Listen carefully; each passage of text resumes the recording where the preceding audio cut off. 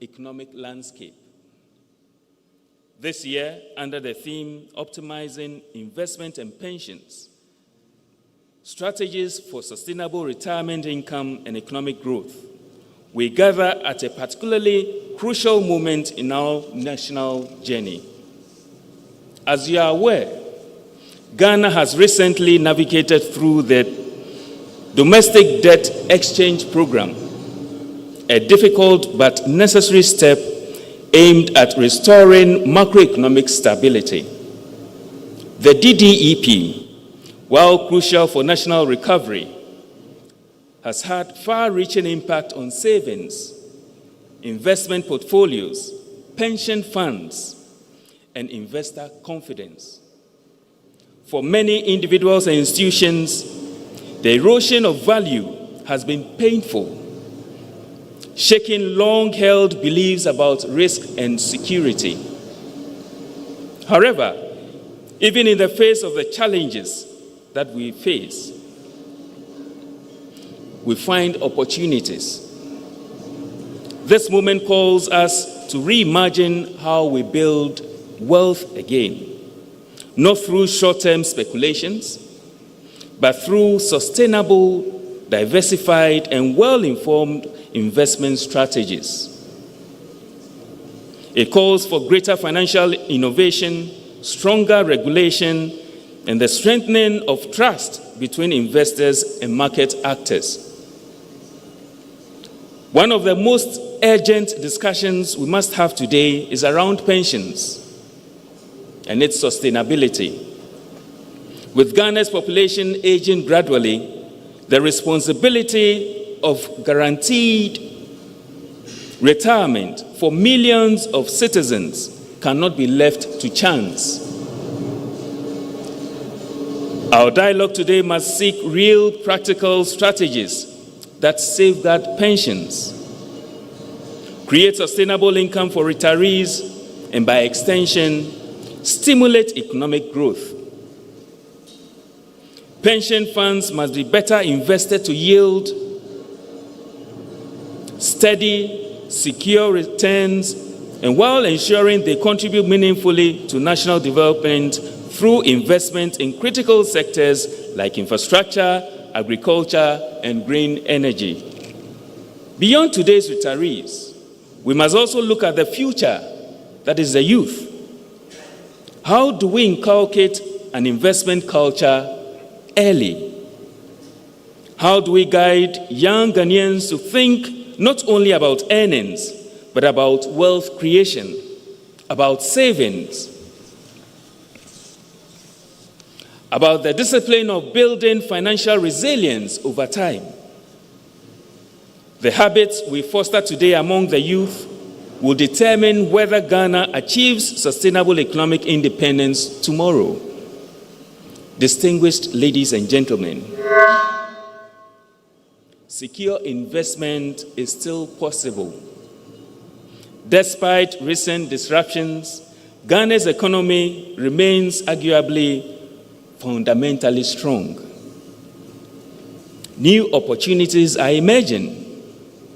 Technology, renewable energy, agriculture, and the capital markets that offer promising avenues for safe and impactful investments. With the right knowledge, collaboration, and policy frameworks, we can rebuild confidence, protect the vulnerable, and ensure that investment once again become a catalyst for inclusive growth. As we embark on today's conversations, let us do so with urgency, but also with hope, because the future of finance in Ghana must learn. Thank you so much for coming, and God bless you all. Thank you very much, Dr. Akwe. A round of applause for him. If there's one thing I've picked, especially after the DDEP, is that secured investments is possible. Right.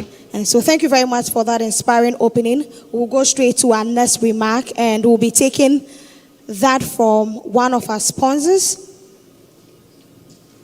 Right. And so we would hear brief remarks from our valued partner and representative from Ecobank Ghana, Please, with a round of applause, let's welcome Madam Regina Ofori. She's Head of Marketing and Brands at Ecobank Ghana. A round of applause as she joins us. Thank you.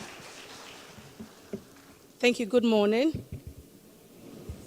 Distinguished guests, valued clients, members of the media, ladies and gentlemen, good morning once again. On behalf of Ecobank, it is my honor and privilege to warmly welcome you to this important summit, organized in partnership with the Business and Financial Times. Today's theme, optimizing investment and pensions management, could not be more timely. At Ecobank, we believe that sound investment strategies and sustainable pensions management are essential pillars for building lasting wealth, securing futures, and driving inclusive growth. In a rapidly evolving global and regional financial landscape, it is imperative that we continue to innovate, collaborate, share insights that enable individual businesses, institutions to make informed decisions for long-term prosperity. As part of today's summit, we are pleased to introduce some of our investment and retirement products designed to help you secure and grow your wealth. These include our EDC Ghana Balance Fund, EDC Ghana Money Market Sub B, EDC Ghana Global Growth Trust, EDC Ghana Africa Cash Trust. There are a lot of these products, and we encourage you to explore these products. They are viable investment options to support your long-term financial and retirement growth. 20 plus years ago, when I started working, I never thought of retirement. Today, it stares me in the face. And therefore, I believe that all of us in this room, and for our guests and the participants listening to us online, the time indeed is now to be ready, learn, and let's all commit to do better for ourselves. This summit reflects our shared commitment with BNFT to empower our stakeholders with tools and knowledge and network needed to thrive. Together, we would explore emerging trends, best practices, practical solutions that not only optimize financial outcomes, but also enhance economic resilience across Ghana and beyond. Thank you for joining us today in person and online. We must all leave here with one resolve. We must keep an eye on our pensions, put in the work to improve same. So we are keenly looking forward to a very engaging, fact-based and action-driven summit this morning through to the afternoon. Thank you all for joining us, and good morning once again. Ladies and gentlemen, a round of applause for Madam Regina. She's the Head of Marketing and Brands at Ecobank Ghana.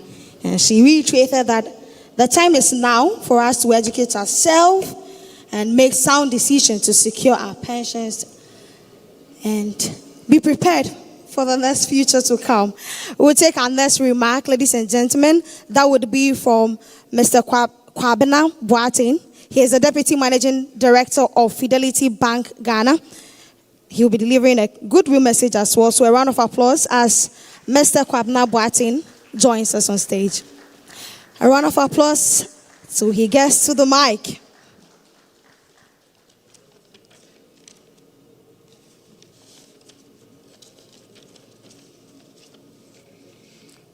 Good morning. Distinguished guests, fellow panelists, industry leaders, and partners. It's a genuine pleasure to be with you at the Business and Financial Times Money Summit. Let me begin by extending my sincere condemnation to BNFT for consistently providing this vital platform for dialogue and strategic thinking on matters so critical to Ghana's future. That is our financial well-being, our investments, and our savings culture. Year after year, the Money Summit has proven to be a forum and a catalyst for actionable ideas that shape Ghana's financial future. To the organizers, speakers, and all of you here, thank you for your commitment to advancing this dialogue. Fidelity Bank is proud to be once again a partner in this significant event. For us, we don't just participate in these discussions because it's expected of us. We do it because, as Ghana's largest privately owned indigenous bank, we believe we have a unique responsibility to help solve challenges our economy faces. We believe in actively participating in forums like this, where we can contribute our expertise, learn from others, and collectively work towards a more robust and sustainable financial future for all Ghanaians. Why are we here, and why does this really matter to us as a bank? This year's theme, Optimizing Investment and Pensions Management, Strategies for Sustainable Retirement Income and Economic Growth, speaks to something deeply urgent: how we secure the future of Ghanaians through smart and sustainable investments and pension strategies. Because let's face it, retirement security is both personal goal and national imperative. Just like Regina said, she's approaching over 20 years in working, she's looking at retirement. Others here, maybe 5 years. For some of us, maybe 2 or 3 years to retirement.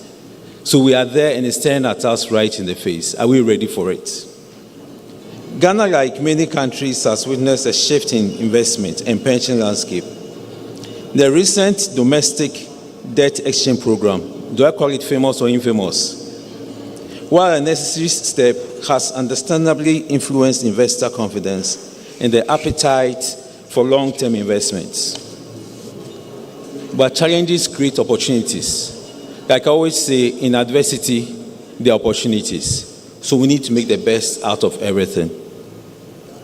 It is more critical than ever that to reignite and desire of our citizens to invest in instruments that will secure their future and drive the nation's economic progress. As a bank deeply rooted in Ghana, we have 3 critical areas where we can collectively turn the tide. And I'll go by it one by one. The first one is sustainable microeconomic growth and fiscal environment. Traditionally, when we think about tackling inflation, especially its transmission through exchange rate volatility, the immediate policy response is often to raise interest rates. While this remains a valuable tool, it's important to explore more nuanced and sustainable approaches, particularly for economies like Ghana. Consider this. Rather than relying solely on interest rate hikes to sustain credit growth, what if we actively encourage small and medium-scale enterprises, that's the SMEs, and larger corporates, to raise medium to long-term financing through the capital market? That's bonds, equity, and other instruments. This will redirect existing domestic capital towards productive economic activities, reducing pressure on the banking system as a primary source of funding. This approach carries strategic advantages, facilitating broader access to capital markets that can promote sustainable economic growth without necessarily stroking the inflationary pressures that often accompany rapid credit expansion. That said, we must recognize a key dynamic factor in Ghana's context. Capital market investors are heavily influenced by short-term treasury yields. When T-bill rates are high, typically in response to tight monetary policy, investors often prefer these risk-free, high-yield instruments over longer-term corporate bonds and equity. As a result, even if capital markets are open to businesses, the availability and pricing of funds may still mirror central bank policy signals. Therefore, while deepening capital markets is essential for long-term financial resilience and efficiency, it must be pursued alongside policies that stabilize macroeconomic fundamentals, especially inflation and fiscal discipline. Often then, can capital market financing serve? Only then can capital marketing financing serve as a true complement to monetary policy, helping maintain more supportive benchmark interest rates without undermining inflation control effects. Like as we've seen now, interest rates are going downwards. We are about 15, 16%. Policy rates, 27, 28. That means that there is that opportunity for us to go onto the other side, whereby we should be able to support the SMEs by raising equity, by raising bonds, by raising some instruments to support them, than relying on government securities, looking at the gap that we have. Because the monetary bet is looking at inflation, pulling it up, but then we need to look at the other side, and how do we support that? The second one is driving pension capital into alternatives through the constituent funds approach.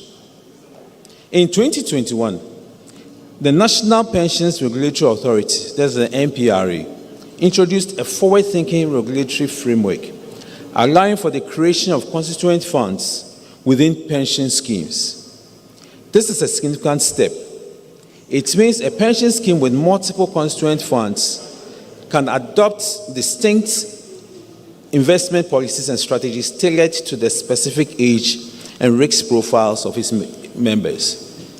Be it 5 years of working, 20 years of working, if we can put everyone in its own buckets based on the age and also based on its risk profile, it will be very helpful. Imagine the possibilities. Younger contributors with longer investment horizon could potentially benefit from strategies that include a higher allocation to growth-oriented assets, while those closer to retirement might prioritize more conservative income-generating investments. This is a move away from the one-size-fits-all approach, and it has the potential to unlock significant value for different demographic groups within Tier 2 schemes.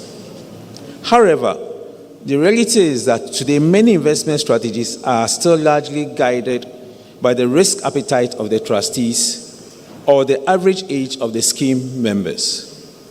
This generalized approach limits our ability to channel pension capital into long-term, less liquid, but potentially high-impact investments. The alternatives such as infrastructure projects, private equity, private debt, and green financing. If we are truly committed to harnessing the full power of pension funds to drive the meaningful economic development, we must actively embrace the tailored approach that the NPRA regulations have made possible. While the framework is in place, we eagerly await the NPR's announcement of a specific implementation date for this constituent funds approach. This will be a crucial step in moving beyond generalized strategies and realizing the full potential of our pension scheme to contribute to sustainable economic growth. The third one is optimizing pension management by attracting top talent. There's a growing tendency to focus on cutting costs without fully considering the long-term implication. This is especially true in the ongoing race to the bottom on pension fund management fees. The discussions around establishing a fee floor for service providers in the private pension fund management space is incredibly important and frankly long overdue. While lower fees might seem appealing in the short term, they pose significant long-term risk that we must address urgently. And I hope today's discussion will also look at that. Think about it. Managing pension funds, the future financial security of our citizens, requires a high level of expertise, experience, and specialized knowledge. If we allow fees to be driven to unsustainable levels, we risk undermining the ability of fund managers to attract and retain the very best term investments. By challenging term investments, and talent. We need professionals who can navigate complex markets, make informed decisions, and ultimately deliver better outcomes for future retirees. Yes, cost matters, but not the expense of quality. A well-structured fee framework that recognizes the value of quality service and professional expertise is not increasing costs. It's about investing in the future security of our pensioners. It's about ensuring that the system incentivizes excellence and professionalism, not just cutting costs. And like as they say, you need to invest in our people for them to be able to come up with the right products, with the right strategies for our pensioners and for ourselves. I'll end by finally talking about the commitment of Fidelity Bank to this. Fidelity Bank's success is not built on short-term gains. We have always prioritized long-term strategies in our support of individual and institutional clients. For nearly 2 decades, our core purpose has been to serve as a trusted partner in developing Ghana's financial future, and we have not looked back. That future must be inclusive. It must be sustainable. It must be grounded in strategies that speak to the lived realities of everyday Ghanaian. That's a farmer, teachers, marketwomen, young professionals, people who simply want to live with dignity today and retire with peace tomorrow, knowing that their future is secured, knowing that their retirement period is secured, and they have no issues. By working together, policymakers, regulators, financial institutions, and individuals, we can reignite the investment appetite, strengthen our pension system, secure the financial future of Ghanaians, and ultimately drive sustainable economic growth for our nation.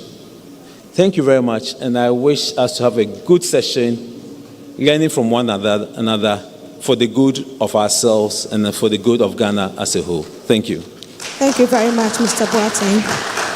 And as you can see, listening to the remarks so far, your expectations are being met. Allow me to acknowledge our media partners. They are Sasi Radio, Metro TV, TV3, CTFM, the BNFConline.com, and we are streaming online on our YouTube, our Facebook as well. So if someone is not here, but you know that a person needs this information, kindly share. Go to our YouTube, our Facebook, or even our LinkedIn, says the BNFConline.com, or says the BNFT on YouTube, and then you'll be able to share the link to the live stream of these events. We'll be going straight to our keynote address, and the person coming up, if you are a journalist with the Business and Financial Times and you've not called this person, then it means you've not done a banking story yet. And that is to say, we appreciate you, sir, for contributing to our content. And I would like us to give a round of applause to all the experts here, because in one way or the other, they've contributed to our content, helping us make sound decisions. So a round of applause for our experts here, ladies and gentlemen. Right, thank you very much. And so, it's my honor to invite our special guest of honor, Mr. Johnny Wah. He is the Chief Executive Officer of the Ghana Association of Banks. Kindly welcome him with a hearty applause, ladies and gentlemen. Thank you very much. Let's keep clapping so he gets to the mic.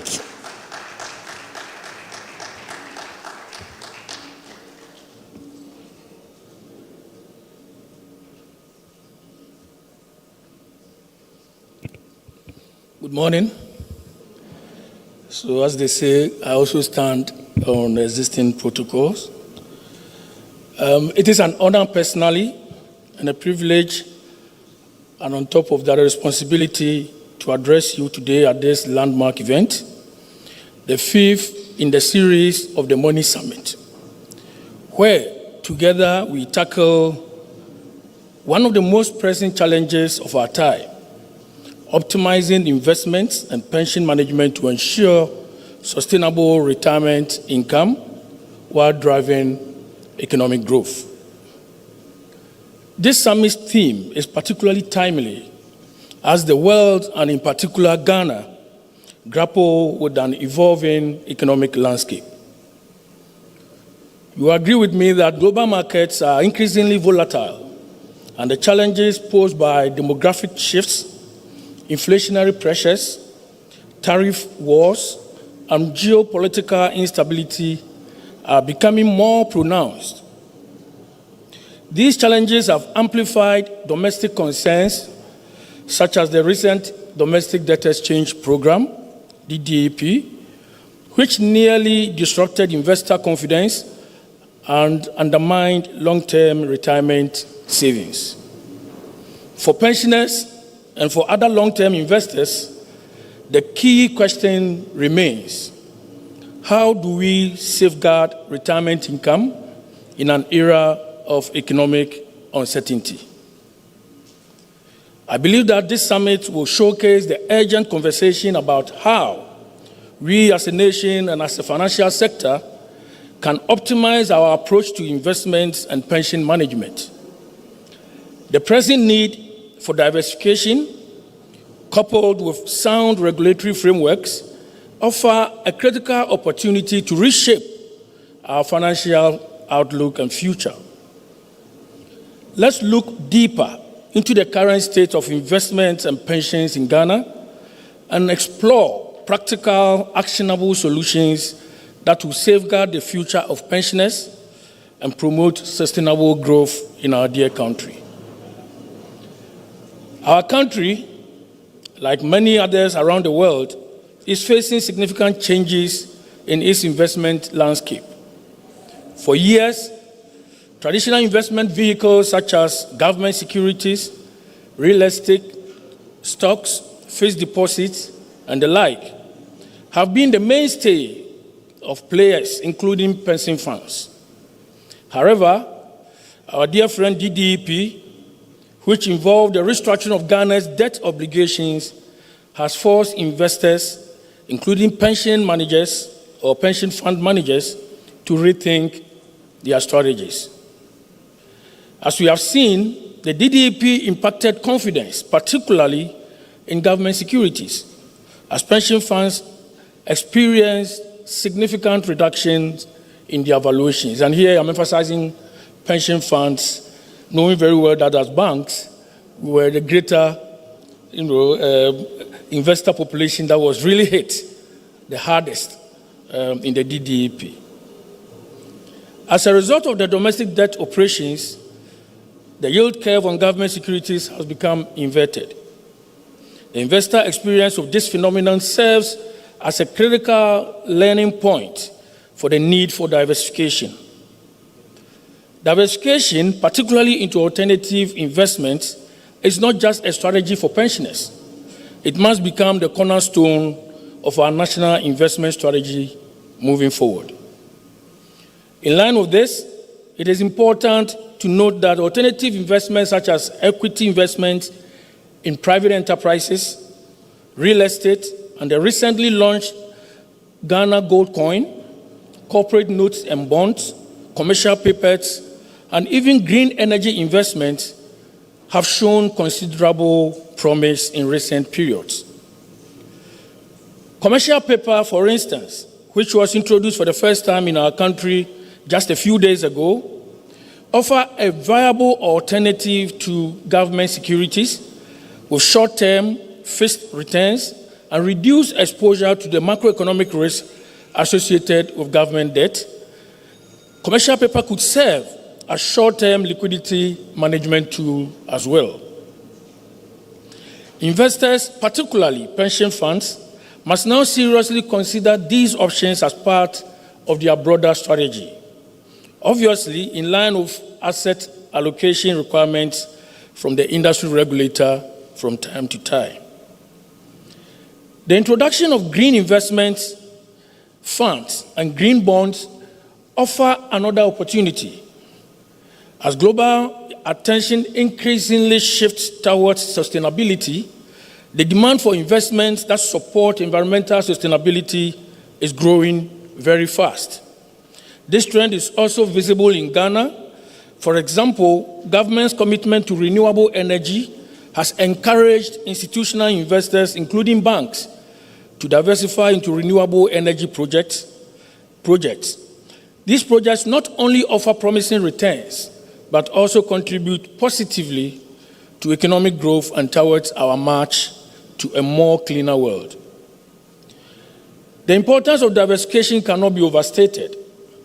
In 2020, the Global Investment Report by BlackRock indicated that portfolios that are diversified across asset classes outperformed traditional bond-heavy portfolios during market downturns.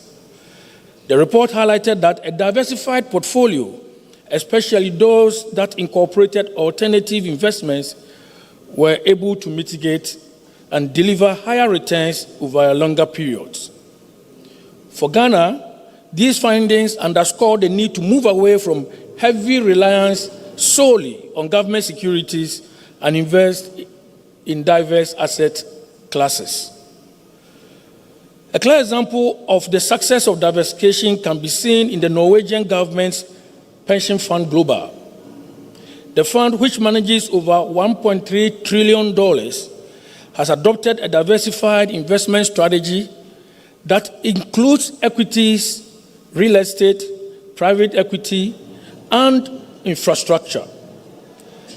This diversified approach has protected the fund from market fluctuations and has also positioned it as a key player in the global investment landscape.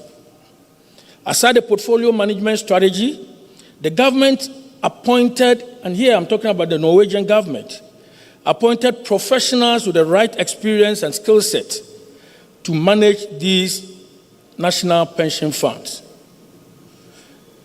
Nobody at this stage is barring the government of Ghana from venturing into business.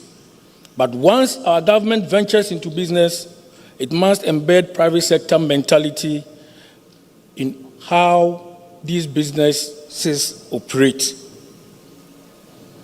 I therefore call on our political parties to, at all times, ensure that the Social Security and National Insurance Trust, SNIT, leadership team is always fit for purpose, and their term of office is not mixed up with SOEs whose leadership tenure is coterminous with the political leadership change. If Ghana can emulate the Norwegian model, leveraging diversification within our own pension funds, we can mitigate the risks associated with economic volatility and promote long-term financial stability for our pensioners. As the conversation shifts to pensions, the reality of an aging population, rising life expectancy, and a growing gap in retirement savings become evident.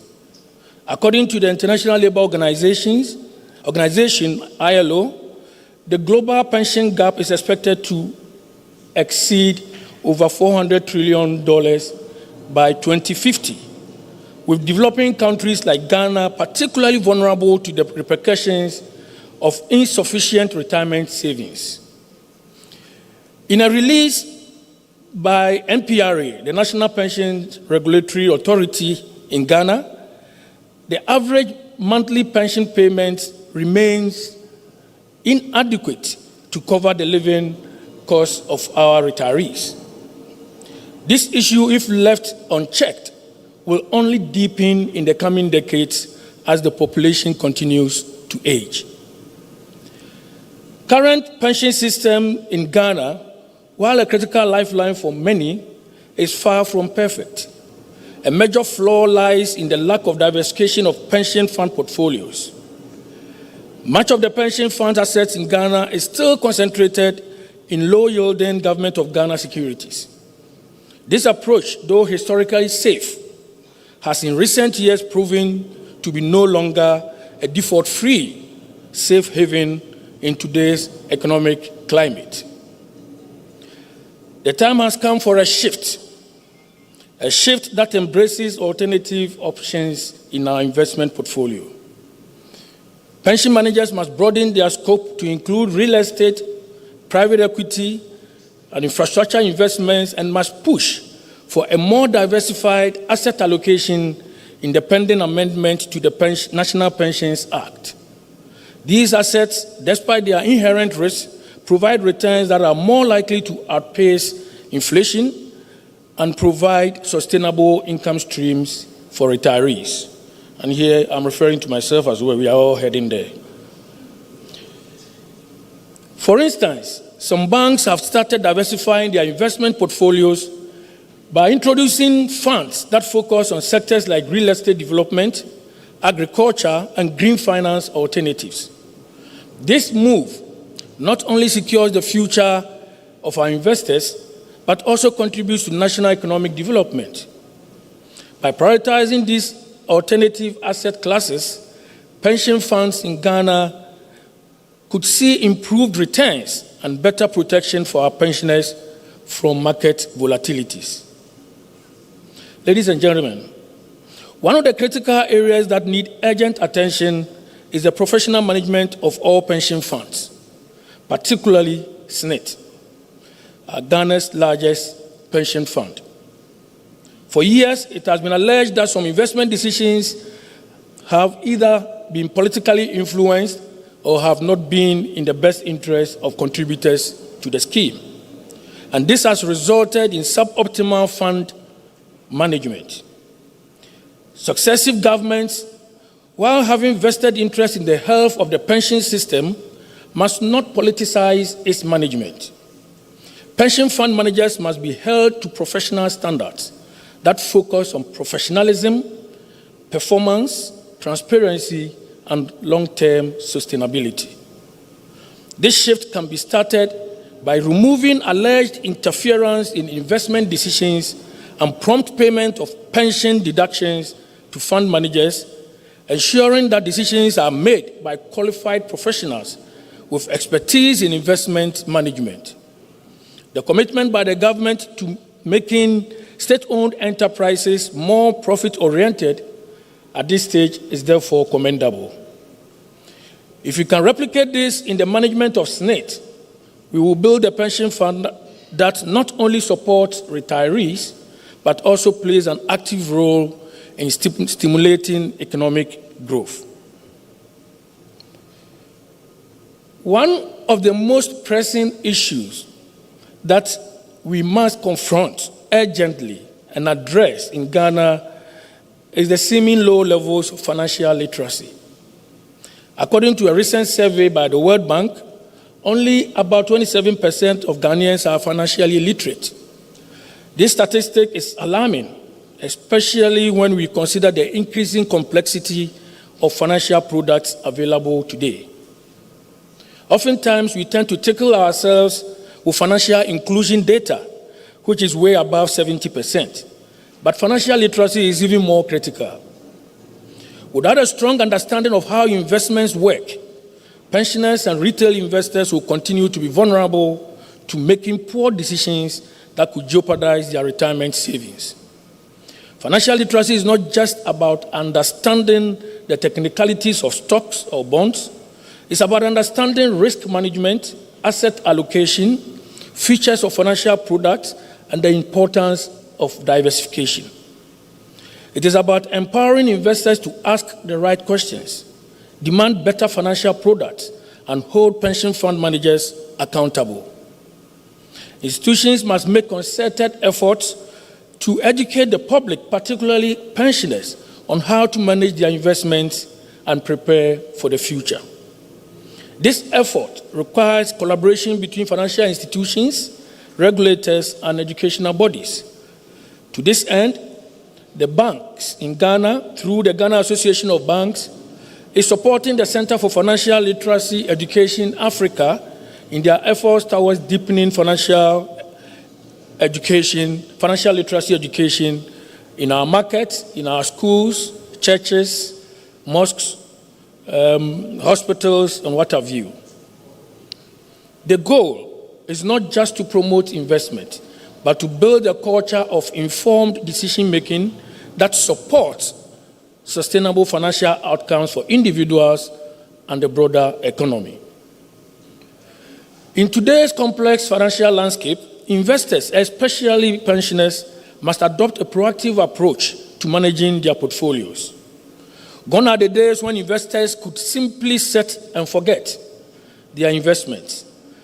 Even passive investors need to stay informed about the broader economic environment, as events such as the DDEP demonstrate how government fiscal policies can directly affect their investment outcomes.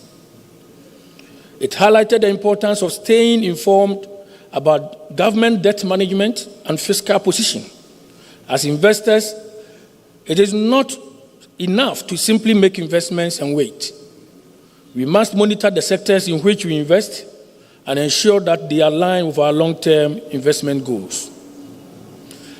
Another critical takeaway from recent events is the need to establish a fair balance between investments that protect our principal and are easily convertible to cash and those that promise decent long-term upside. The days of chasing high yields at the expense of capital preservation are perhaps over. In an environment where risks are high and the potential for loss is ever present, ensuring that one's investment portfolio can withstand market shocks is paramount. This is especially true for pensioners whose need for cash can be quite pressing and often comes unannounced. As we age, our ability to work and generate income decreases, and therefore having liquid, secure investments becomes essential. We need to focus on assets that not only provide steady returns, but also offer easy access in times of emergency.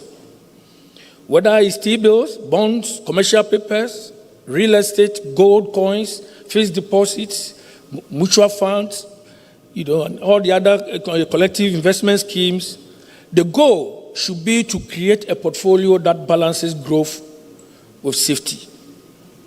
To conclude, the future of investment and pension management in Ghana requires a fundamental shift in our approach to risk, diversification, and governance.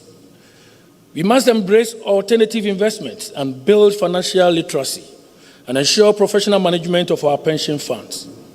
By doing so, we will not only ensure that pensioners have sustainable retirement income, but also foster an environment where economic growth and financial stability go hand in hand.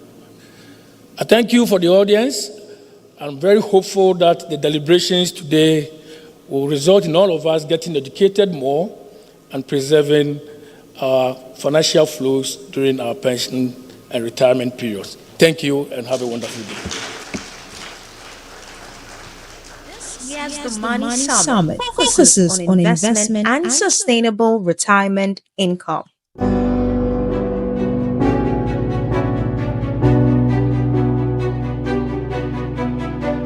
This discussion is key and critical against the background that, in our recent past, government debt restructuring agenda has affected investors, especially domestic bondholders.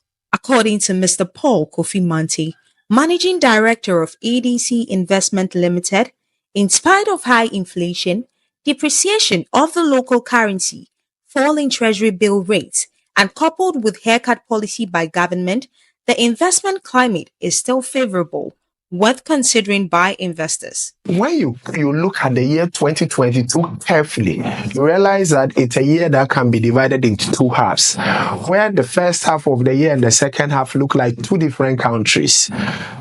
When it comes to macroeconomic indicators, things like inflation, beginning of the year and then the end of the year, things like the depreciation of the currency, even treasury bill rate, where we started and where we ended the year. And then the conversation around domestic debt exchange came up, and we had a haircut and there were demonstrations all over, and because of that, a lot of people have put financial planning on the hold. Dr. Richmond Ituahine, a banking consultant, indicated that a sound macroeconomic environment is needed to drive investment. Inflation has been one of the biggest items in investment world in Ghana. Even in the 2019 and 2018, inflation was hovering about 15%. Currently, we're talking about 22.4%. To me, it is quite unreasonable. It doesn't make the investment climate conducive at all, because it doesn't enable you to issue any bid or bond or even short-term document with a better return. Because if your interest rate inflation is high, the real return on your investment is negative. And no investor goes for negative return. He called for governments to work hard to minimize inflation and stabilize the value of the cedi. I'm urging the Ministry of Finance and the Bank of Ghana to work hard to ensure that the inflation comes down, the cedi stabilize, and also there is a lower fiscal deficit.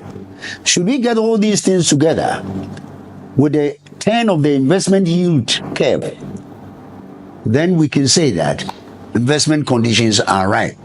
But at the moment, people are clamoring for investment.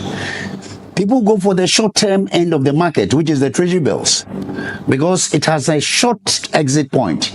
Tuan Keats Tandon, Chief Operating Officer of Regulus Finance, the macroeconomic environment is improving and investor confidence is picking up quickly. We are seeing very positive signs from the macro's perspective. Inflation has been steadily coming down. Currency has been pretty stable. And even the cost of funds for the government has come down substantially, which is good from the debt sustainability perspective. Overall, there has been positive sentiments, which we can see, because Ghana carries some intrinsic strengths. Overall, if we take these short-term macroeconomic issues away, we believe for the long-term investors, Ghana throws a lot of opportunities. At Makola in Accra, the heart of the informal economy, some traders agree that saving and investment in their businesses is key. I will put my money into transport businesses because now I can see that it is really booming.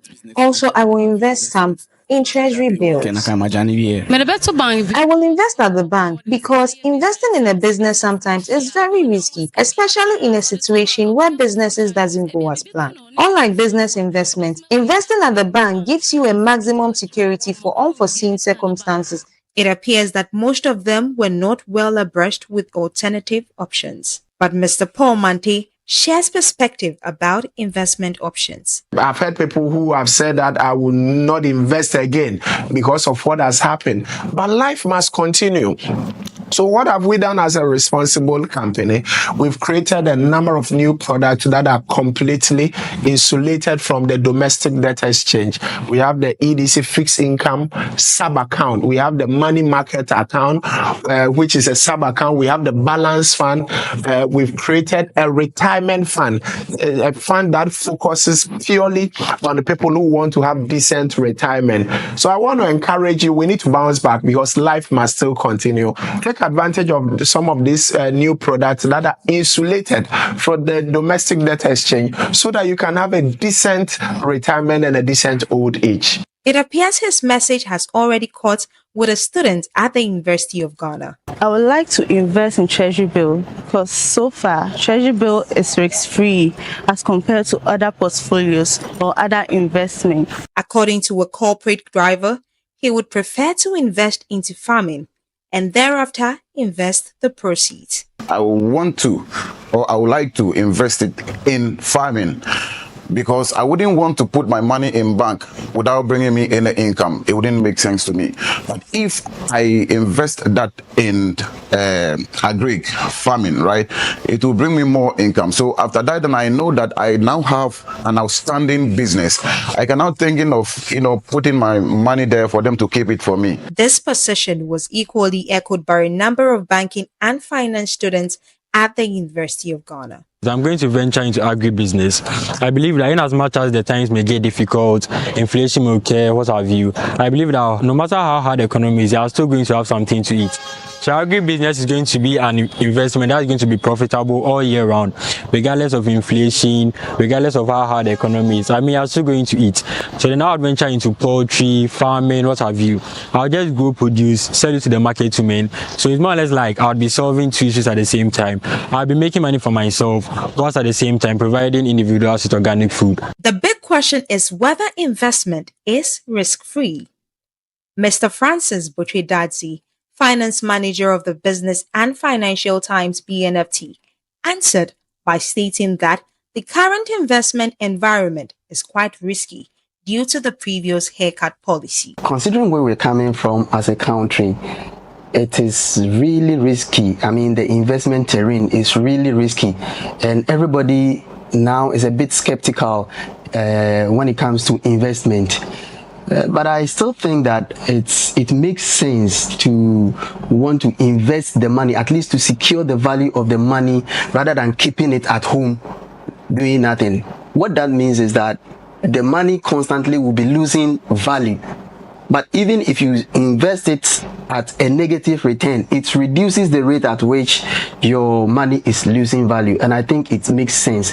Pabna Boama, Managing Director for Stanbic Investment Management Services, indicated that regardless of the risks associated with investment, it is still a solid foundation to sustainable retirement income.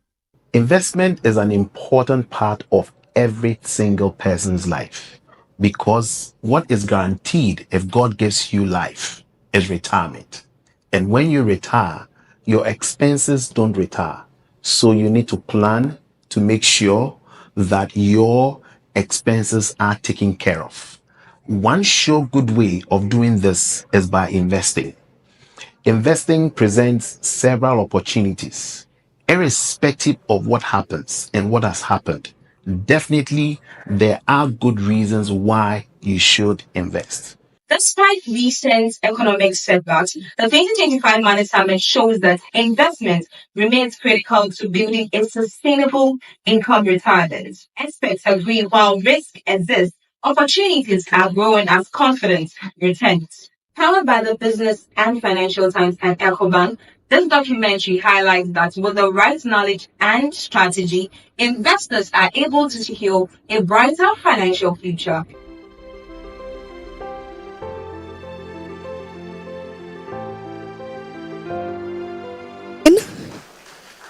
And we are getting closer to our first plenary session. But before that, we'll be taking a brief presentation. I understand we are also live on Metro TV and some other station that I'll be mentioning subsequently. And so we'll be taking a brief presentation, and that would be done by, and just a moment, when technology want to mess up with you, you take your time, right?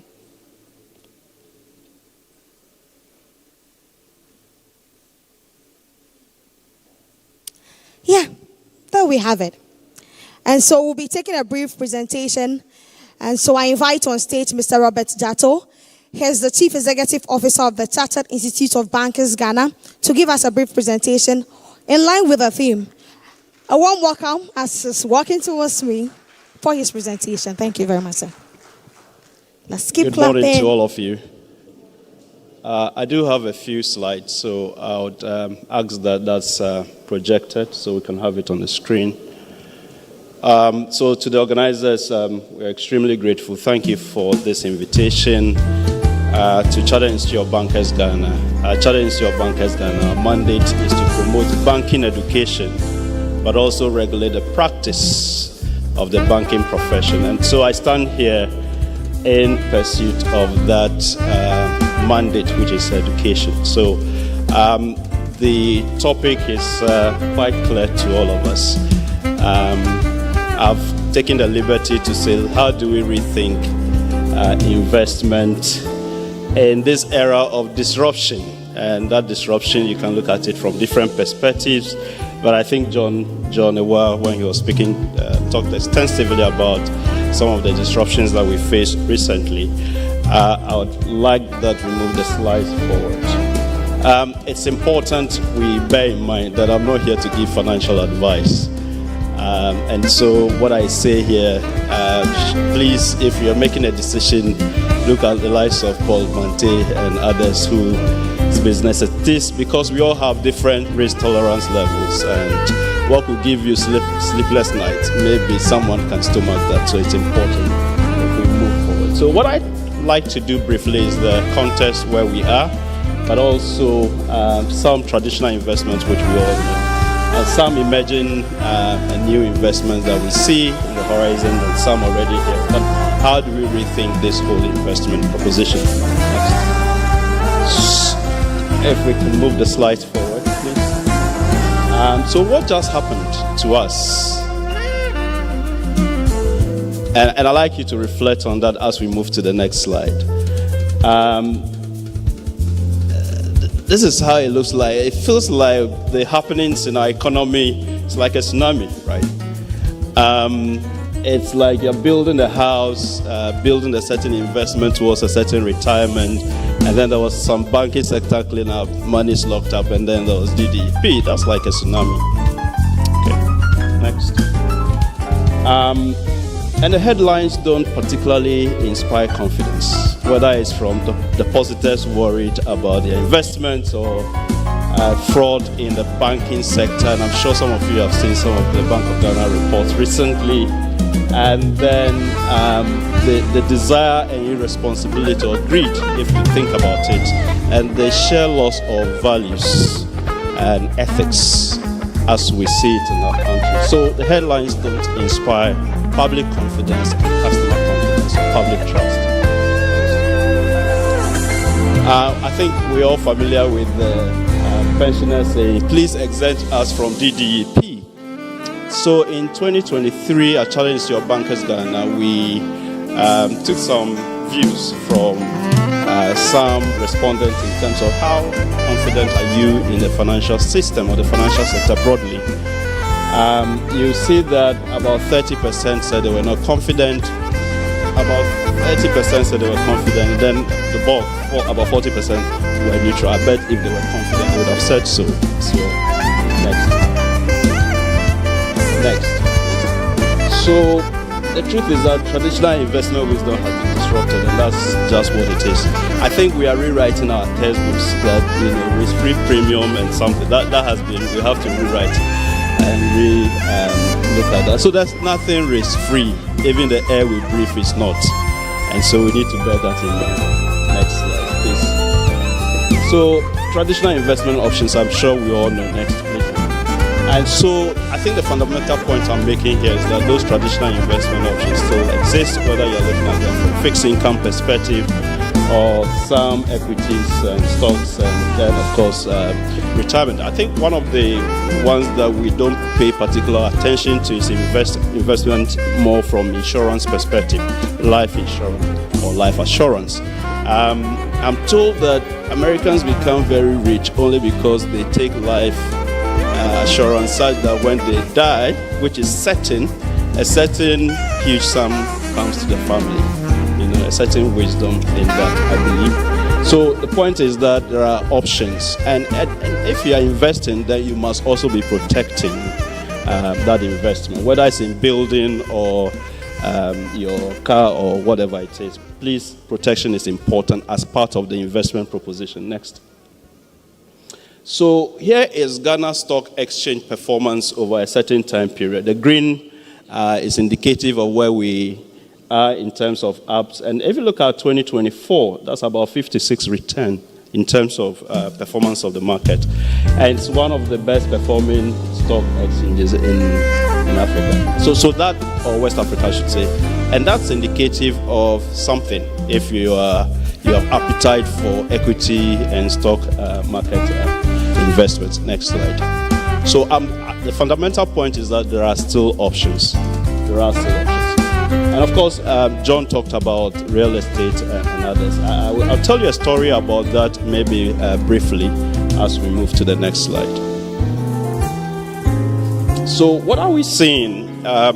We all know, and maybe we've all heard, the Bank of Ghana gold coin in sizes of 1 ounce, half ounce, and a quarter ounce. That is precious metal. It's saying Ghanaians participate in what we have, which is gold. So again, that's fairly new. My understanding is that it's being distributed or sold through the banks. So banks, again, like I said, I'm not giving advice here. You can contact your bankers and provide some further advice. But gold is a precious metal.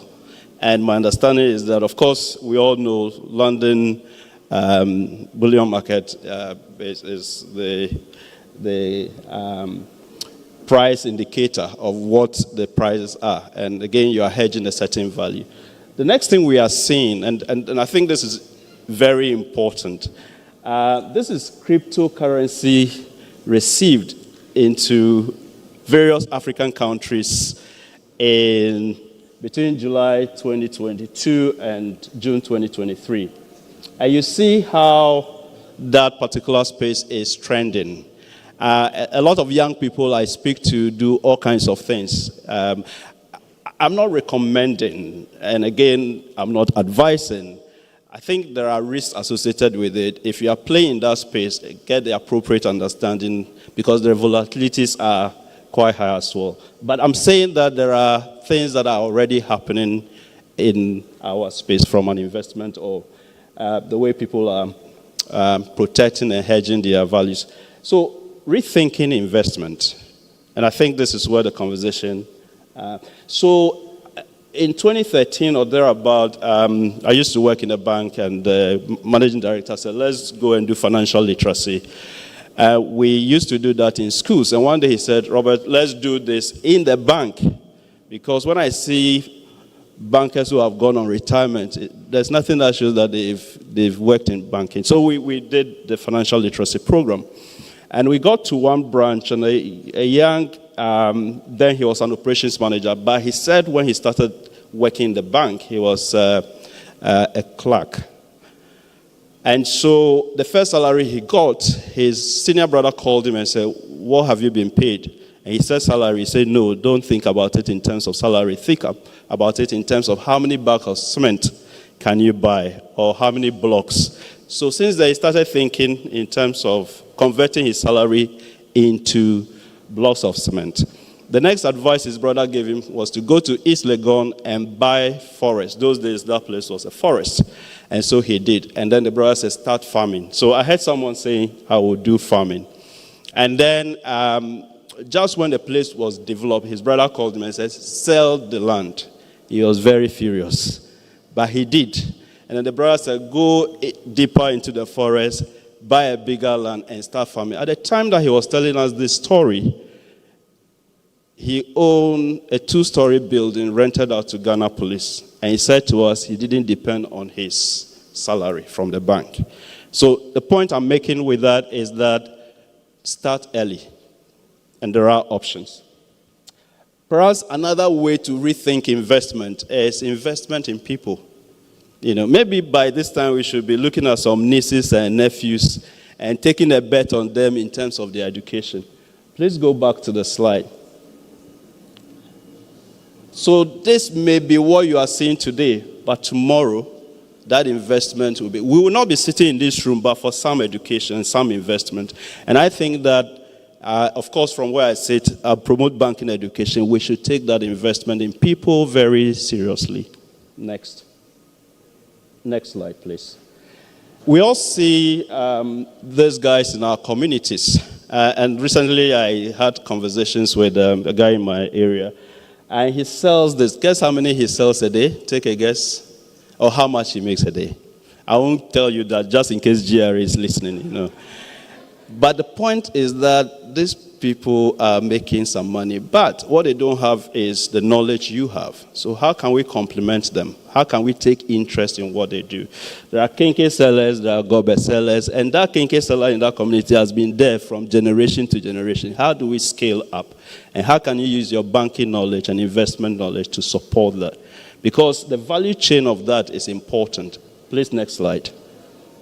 And that value chain is what we see here. So again, as those of us here in this room, rethinking investment is really playing along the value chain and making sure that we are creating value and creating employment as well. Next slide, please. So I term them entrepreneurs, but if you are going to invest in them, then you are an investpreneur. Or something along those lines. If you are going to embark on that journey, please think about 3 things. Desirability. Is there a demand for? 2, think about feasibility. Can it be done? And 3, viability. Can you make money out of it? Whatever it is, please let your head, your heart, and your hand be in it. Be passionate about it. Don't just give them money and go away. Be interested. Partnership is key. Next. So key takeaways. I think my time is up. We all know Warren Buffett. He said he started investing at the age of 11. He bought his first farm at the age of 14, but he had one regret, that he started too late. He started too late. Reflect on that. Start early. Next. So crisis, maybe yes, maybe not. Next slide. The Chinese, I'm told, write the word crisis with 2 brush strokes. One stands for danger, where the other stands for opportunity. In every crisis, there are opportunities. So have we experienced some crisis in our country? Yes. But are there opportunities?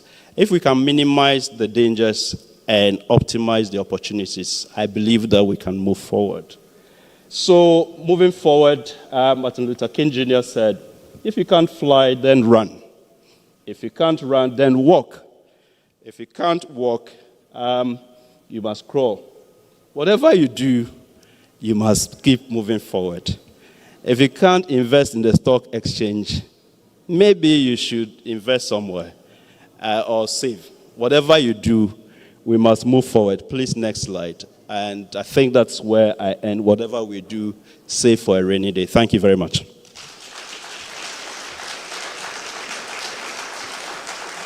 Thank you very much, Mr. Jato, for those insights. Ladies and gentlemen, if you are joining us online, it's still the Money Summit 2025, and we are moving straight into our first plenary session, and that would be on the topic towards alternative investment options that would ensure sustainable income and economic growth. To steer this important conversation, please join me in welcoming our moderator, Madam Mami Ekriagezi. She is the managing partner at 565 Limited. Ladies and gentlemen, a round of applause as she joins us. Let's keep clapping. Right, I am Juliet Etefe, and I hand over to Mami Ekria. Yes. Wow, good morning. At 11 o'clock on the dot, I am here to moderate a conversation that's of interest to everybody in this room and beyond. To help me do that, I'll call up my panelists, and if you hear your name, kindly join me on the stage. Ladies and gentlemen, we will have Mr. Paul Kofi Mante. He is the Managing Director of EDC Investments Limited. Please, the first seat, yes. He oversees 7 billion Ghana cedis in assets. He has worked with the UNDP and the government of Ghana. He's authored 9 books on wealth management and holds an MBA in finance. He is also involved in leadership roles within the Church of Pentecost. Ladies and gentlemen, Mr. Paul Kofi Mante. My next panelist is Dr. Richmond Akwesi Etuahene. He is the CEO of Salman Partners Financial Consults Limited, a Bank of Ghana accredited corporate governance consulting firm. Dr. Etuahene previously served as academic dean of the National Banking College and the executive director or general manager of First Atlantic Merchant Bank. He has extensive banking experience both locally and internationally. Dr. Etuahene holds a doctorate and an MSc from the University of Bradford, an MBA from the University of Leicester, and is a fellow of the Ghana Institute of Bankers. He has authored a book on international trade and finance and published articles in international journals. Dr. Etuahene.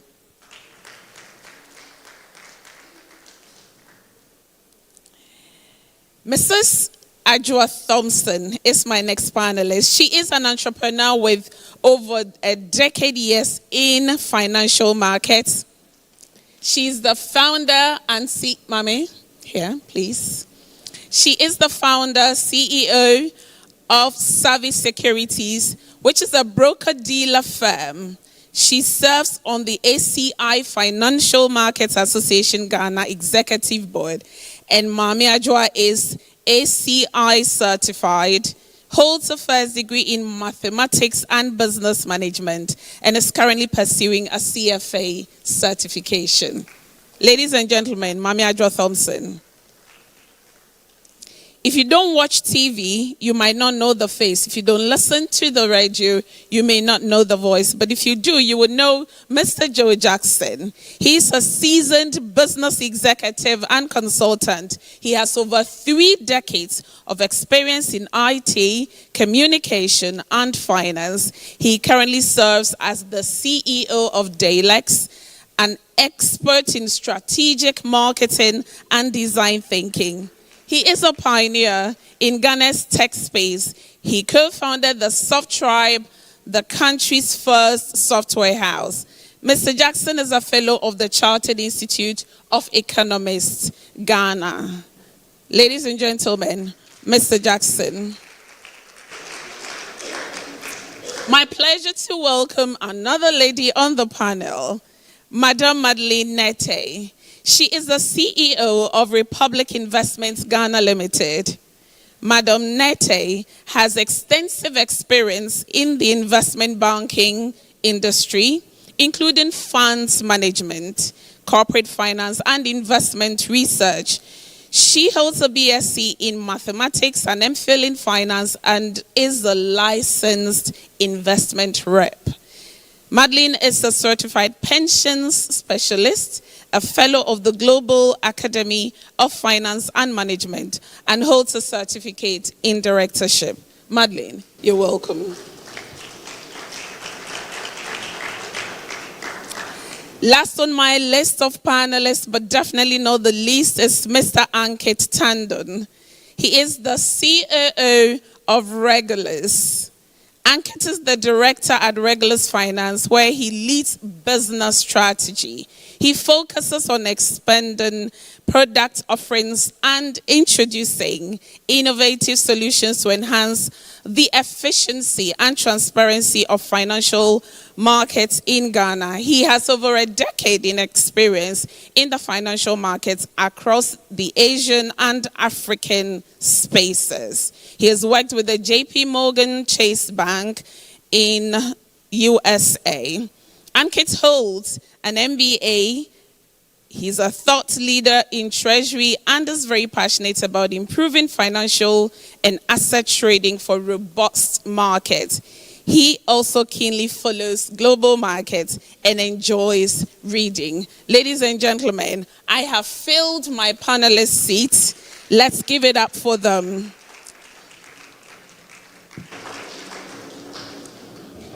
And I am yours truly, Mami Kwagezi. I'll take my seat. Let's have some conversations. Ladies and gentlemen, you're welcome. So, as we can tell, our economy has been through some tsunamis over the past few years, right? Our GDP growth slowed down considerably. We have had some fiscal difficulties. The pressures were real, and everybody in the market has seen that. We have had high inflation rates, and our debt distress stories will never leave the headlines. We have been through the bottom, the middle, and now we are looking to see, are there opportunities for us to now move upwards? Our youth unemployment remains very high, and this is what is necessitating a conversation around how we diversify into alternative investments. We have heard a lot about the agribusiness. There have been mentions about the green investment. We have heard a lot in the fintech space. Question is, what is available?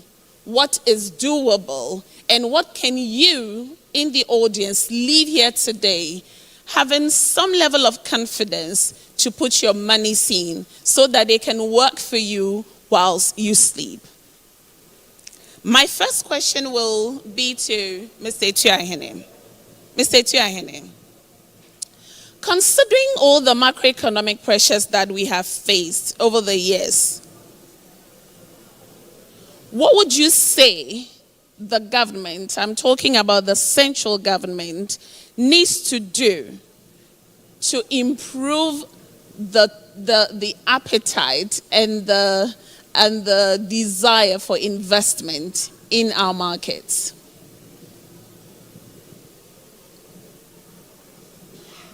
Can we have our sound on, please? Okay, good. Thank you very much, Mama. Ghana has gone through a series of disruptions, economic disruptions. And before we can talk about way forward, you first must understand where you are coming from. And I'll give a brief of where we are coming from and where we are. I think Mr. John Ewua said that we've moved from the financial crisis in 2018, where we spent 25 billion, equivalent to 7.1% of the GDP. Then we had the COVID pandemic. Those of you who don't know, it cost us 21.8 billion at that time. Then we have the economic downturn of 2022. Okay. And the last straw, which cost us so much, was the DDEP. Most of us don't know the cost. The cost was 61.7 billion. That is how much lost to the pensioners, the Bank of Ghana, the banks, the individuals, and all the other stakeholders. But what has become so astonishing, as the dust was settling, then we have the Honorable President Trump, who is telling us that I'm going to have 10% on your imports, making your import expensive, and at the same time, making your export uncompetitive. But in all these spheres, a nation must go on. A nation must go on. They mean that we need to come out of it. But before we can come out of it, number one, we need pragmatic and bold leadership. That is the first thing in this part of Africa. African leaders will go to the IMF, dance around it, speak good English with them, but the reality on the ground, African leaders are not able to speak to it. As we said, the World Bank data for this 2025, the poverty level has risen to 33.8%. That is the population on a poverty level in Ghana at the moment. That is where we need to address it. Because if people are poor, you need a bold leadership, pragmatic and bold leadership. You need a Lee Kuan Yew leadership in Africa, because you need to tackle your problem headlong. By looking at the economic disruption, you cannot run any economy. I was sitting there with Joe, and I was showing him, out of the 52 countries in Africa, 7 countries with more inflation than 20%, Ghana is inclusive. Yes. I have the names. I can call it over to you. I'll show it to Joe. We as a country have a problem with inflation. But that problem is a self-inflicted, it was self-inflicted. If you monetize the fiscal deficit, or you decide to print more money, you cannot use this inflation targeting to stop it, because it has become endemic. We need to devise a new ways of stopping it. Good. But any good leader, Bank of Ghana, the Minister of Finance, must work seriously to address this inflation, because inflation destroys all investment. All investment, whether it's traditional investment, whether it's alternative investment, inflation destroyed. So my take on it, let us have people who will be ready. I mean, the last thing I heard last week was that at the World Bank Summit meeting, the IMF, When I've been told by the Minister of Finance that he was predicting inflation of 11.9, only to be told by the World Bank, the closest we come is 17.9%. Let us be very pragmatic. Let us be bold and speak the truth so that we can all stop this. The good thing about what I've seen is that for the fiscal deficit, attempt is being made to address it.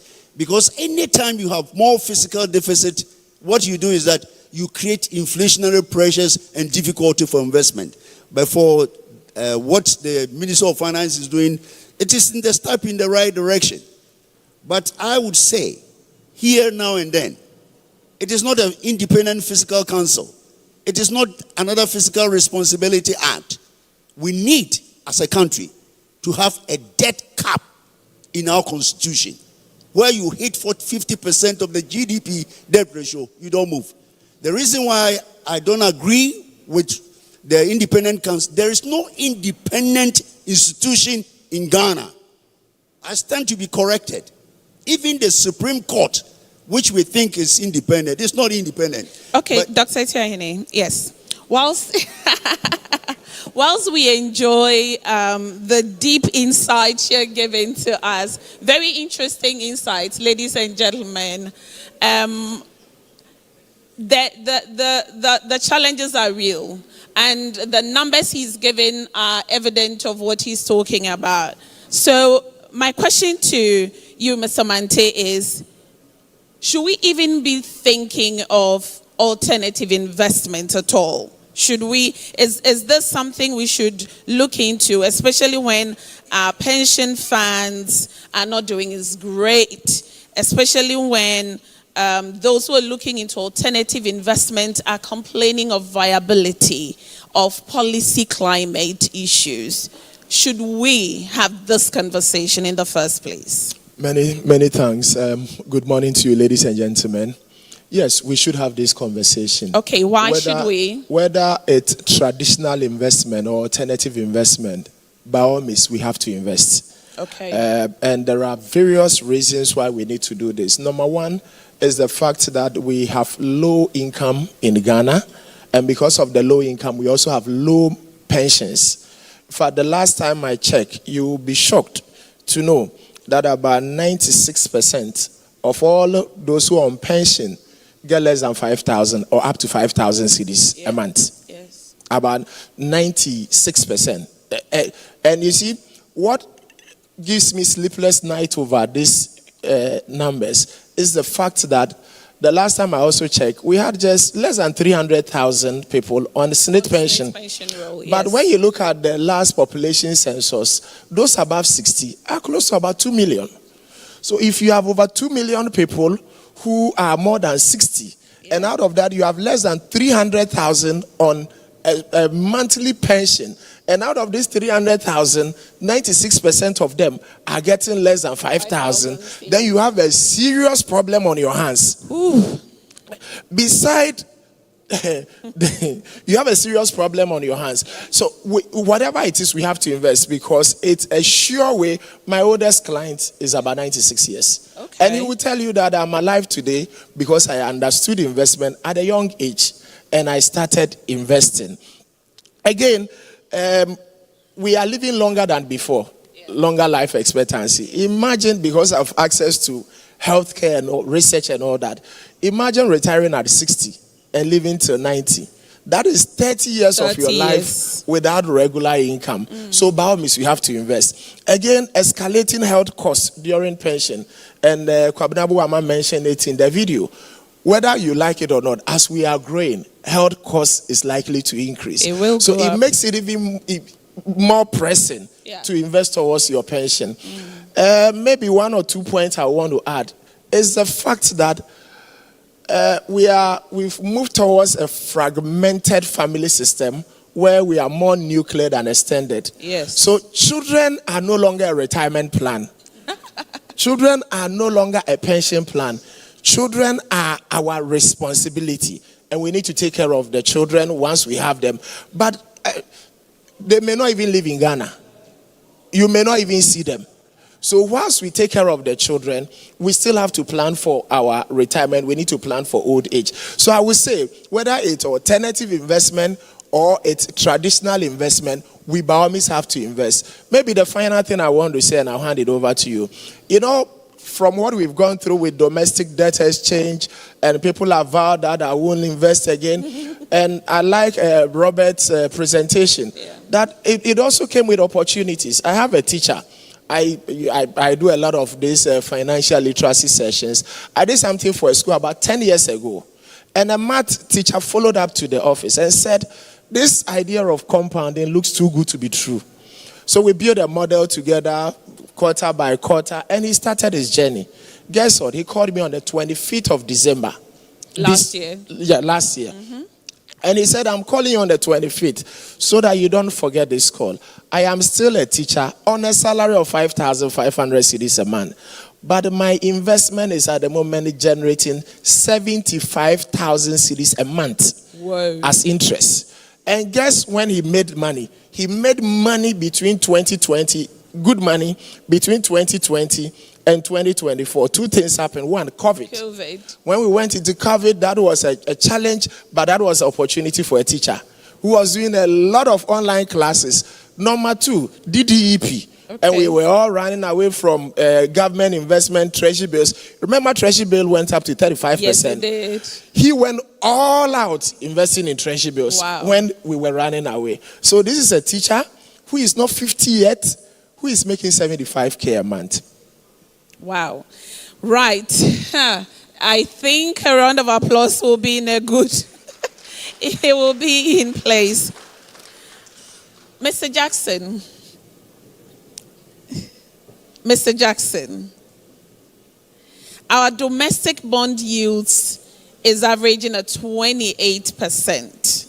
Those are the figures we have. And our DDEP, as we've heard, has cost us so much money that people are wondering, is this worth my money? What would you say to a thought of the government of Ghana looking into tapping into domestic bond market? Is this something we should be thinking about?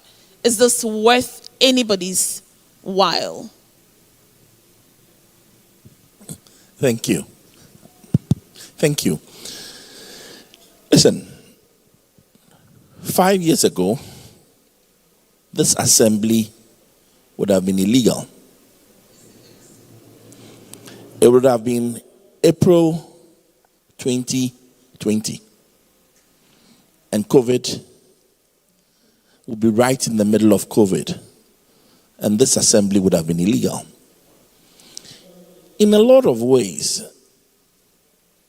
what happened 2022, 23, even into 2024, reminds me of COVID. It shook the foundations.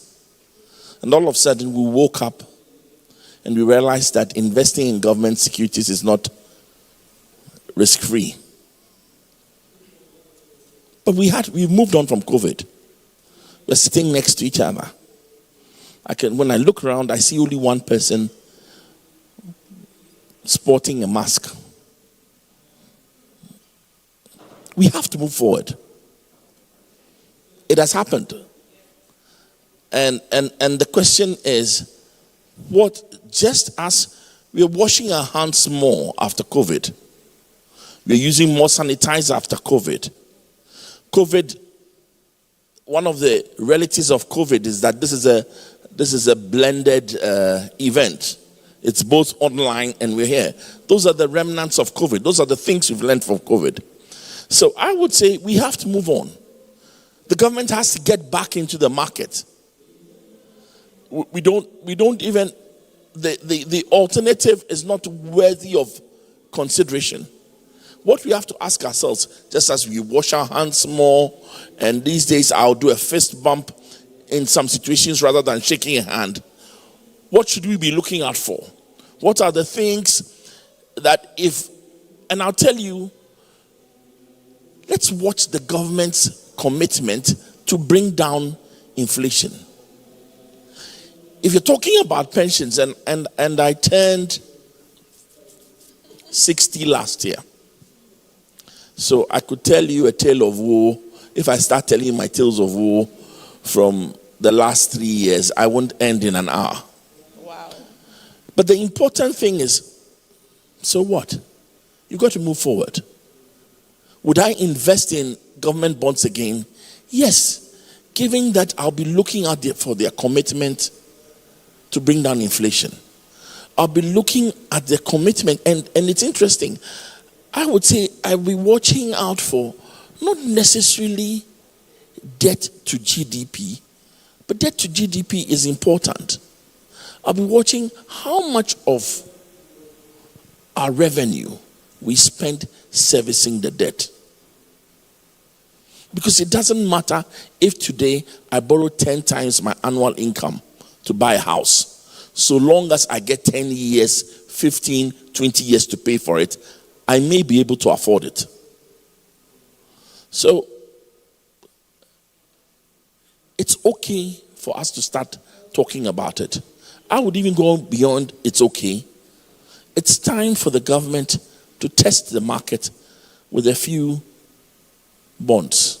So Mr. Jackson, I hear you say, contrary to Dr. Etuahene, that the debt levels would not matter so long as the government is working towards revenues that can pay or service the debt. Okay, now remember those two are interrelated. Yeah. To say That's that why I the want that debt clarity. market does not matter, I would say you need to watch your debt levels. Okay. But you also need to watch what percentage of your revenue you're using to service the debt. So we are talking about the terms of servicing the debt. Yes. Okay. And that's a very important parameter. Sure. But the simple answer is that we should, I would tell, if the government introduced bonds today, given the two issues I've talked about, I would still say it's time to consider that investment. It's time to because we have to move on. Okay. COVID was a once in a lifetime event. Yeah. And we have moved on. Yes. What happened in the last 2-3 years, let me make the sign of the cross, is a once in a lifetime event too. Touch the wood close to you. Let me knock on wood hard. Touch the wood, Mr. Jackson. And I would like to remind all of us, we are ranking 10th in the African inflows for FDIs. I hear a lot of conversations on different platforms talk about how people abroad in the diaspora are very interested in investing in the economy. We are not as great on the African ranking. We are still 10th. It's not as if we are on the 5th and we are fighting to be the first. Mami Adjoa, my thoughts around this is the investment climate and alternative portfolios in Ghana even viable? Because when I hear green investment, Fidelity is doing a lot on sustainability. I hear EDC talk about alternatives. What is available for those of you playing in the space? When you take clients' monies or funds, what is available on the market beyond the traditional areas? We are talking bonds, we are talking treasury bills. What's viable in Ghana right now? All right, thank you, Mami. And good morning, ladies and gentlemen. Just to comment on a few things from the other panelists.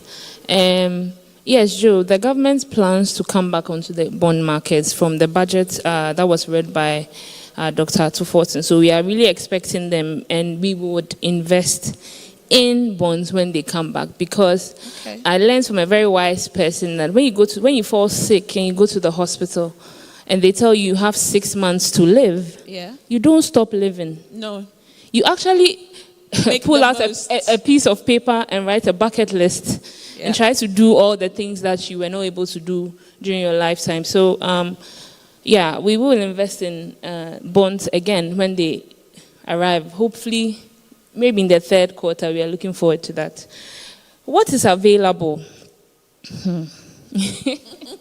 She laughs at again, that. I'm not giving investment advice, so Just a caveat, just for information. So Ghana, the investment market for Ghana has been very, limited with bonds and then stock, and everybody's talking about treasury bills. But looking at the geopolitical landscape nowadays, the positioning of the US, it is critical for Africa to be self-sufficient. An interesting case from Cote d'Ivoire, what their leader is doing now. And so agriculture is a very ripe industry for investment. Agro-processing. Okay. You see a lot of investments going in there for us to add value to our raw materials for exports. And I like what Mr. Robert Jato said, for us to invest in our people. Good. I just wanted to say that in the middle of the thing. Everybody's investing in real estate nowadays with an influx of REITs, but there's also a lot going on in the private equity and venture capital space. You see a lot of activity going on from the GVCA. Businesses need capital, and we need to look beyond. It's risky, because there's nothing risk-free, as we've been taught in the previous happenings. And so a lot of money or a lot of flow is going into private equity and venture capital these days. Ghana is the largest producer of gold in Africa, with about 4.9 million ounces produced last year, bringing in a revenue of about, in excess, a little of $1 billion, right? So, and with the introduction of the Bank of Ghana gold coin, it's very interesting. Of course, we need to invest in gold. So those are other options that investors are looking at, with the 1 ounce, half ounce, and then the quarter ounce, trading between 12,000 cedis to 49,000 cedis. Last week, I got asked a question by a client that I don't have 12,000. I still want to invest in the Bank of Ghana. What does such a person do? Yes, what does such a person do? So for fund managers like Mr. Paul Mante, I think we'll be coming up very soon with funds that are going to gather people's funds. Like, I have 1,000 CDs, I have 500 CDs. There are going to be funds that are going to be... So 6 of us can own a quarter Yes, ounce. yes, so that we can all benefit from that as well. Let me spice things up a bit. You realize that there's a lot of activity in green finance as well.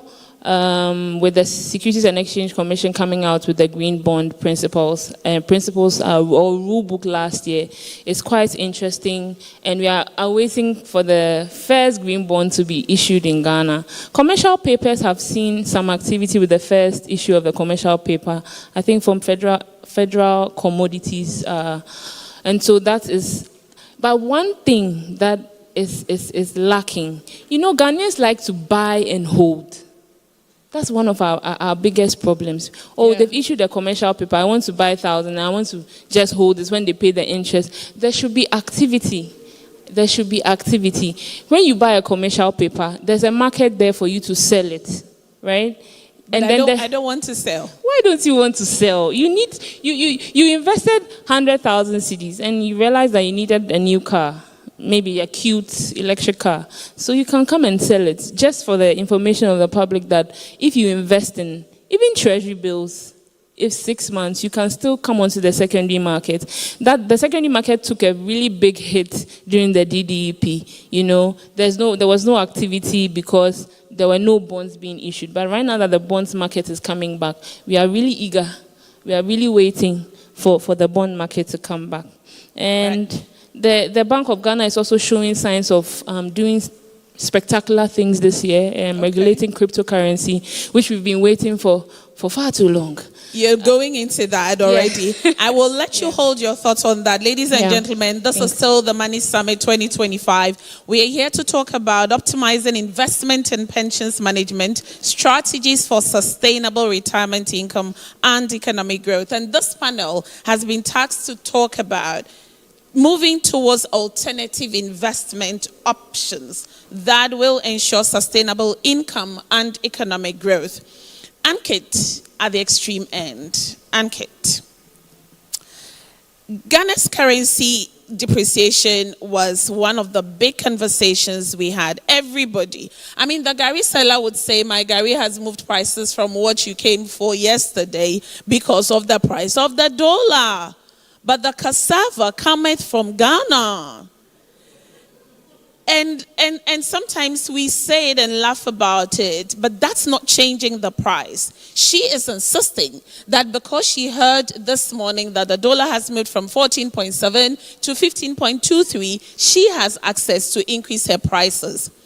What would you say, in your view, in terms of the investment climate that we have, is going to change to be able to look into things around government policies, macroeconomic indicators that would help us to now zero in on our market activities from where you sit, especially because you are in the trading space?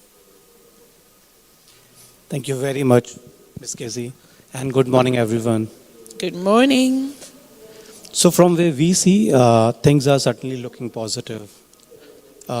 Many of the participants spoke about inflation. You see from the highs of 52% in 2022, it has come down to 22. Ankit, if you could move the microphone a lot closer to you. Is it better now? Yes. Yeah. So saying that inflation has been steadily coming down. It was around 52% in 2022. Now it is hovering around 22-23%. CD has also been resilient this year. For that matter, it has been appreciating since last couple of weeks. From the debt sustainability perspective, also we see that the cost of funds for the government has come down drastically from 27-28% to around 15-16% currently. Fiscal prudence perspective, pardon me if I'm looking things from the positive side, but fiscal prudence perspective as well, you see under the IMF governed program, we are making a steady progress. And that is somewhere we see that it is bringing the confidence back into the economy. From the policy front, if you see successful restructuring of the domestic debt and ongoing discussions around the external debt, that is also helping bringing the confidence back in the minds of the investors, and that is taking away major uncertainty from the investors' mind. So all these things combined, and on top of that, I would like to talk about the role of regulators also here, because we are talking about investments, and it is very important that each and every investment product should be regulated because they carry a systemic risk. Regulators also have been pretty supportive. They have been coming up with these sandboxes, new guidelines are coming around newer products, and which is somehow fueling innovation in the financial markets. So my perspective is, if you consider all these factors, we are gradually moving from the stage of that of crisis management to that of one of opportunity. And I think this is the right time for investors to re-engage. Right time. You're very sure. So Madeline, as Ankit is talking about the right time to re-engage in the investment space, if one of us sitting here per chance has been willed a 500,000 Ghana cedis, will the person, can the person put that in the financial institutions and go to sleep knowing that, like the teacher that Mr. Mante spoke about, just a couple of years down the line, she or he can boast of such returns that can make them retire at the age of 45? Good morning. Good and morning. Madeline's microphone. It's working now. Wonderful. Good morning. All right. Thank you, Mami Ukwa. You know, one of the things I love after rain is when I see the rainbow. Yeah. Do you see that often here in Ghana? Not too often, but it was an exciting thing to behold when I was young. Wonderful. Now, the reason I'm coming up with this analogy is that anytime there's a storm, we think of the flood that it creates. If you are a user of the Tema motorway, you think of the few accidents that may occur, but we forget about the rainbow. I believe that, as previous speakers have said, indeed there has been several disruptions to global markets, to our local markets, and narrowing down to the financial sector.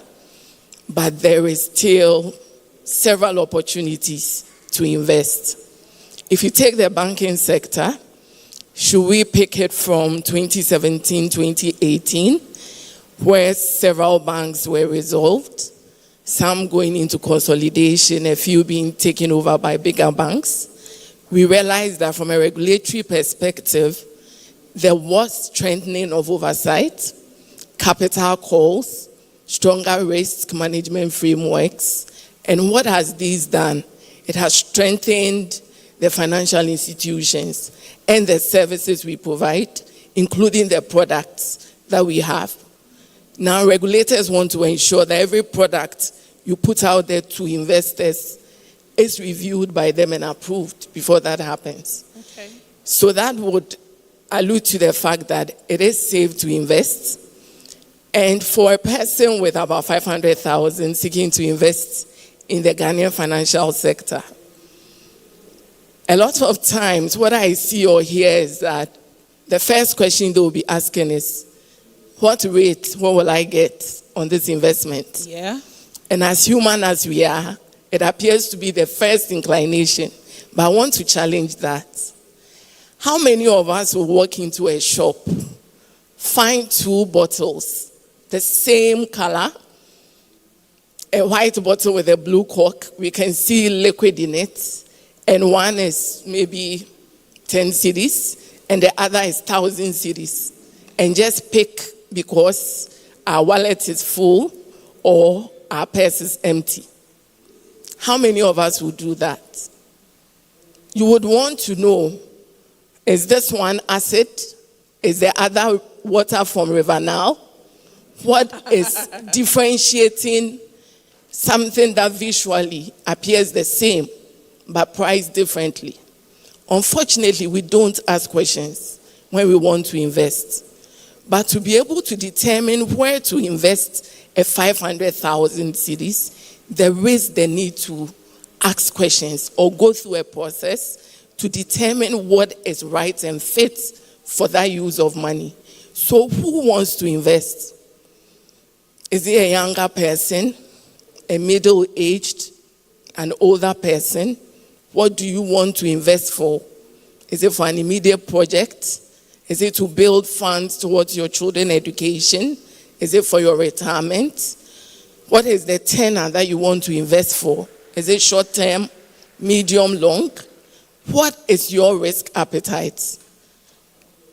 Are you very risk averse?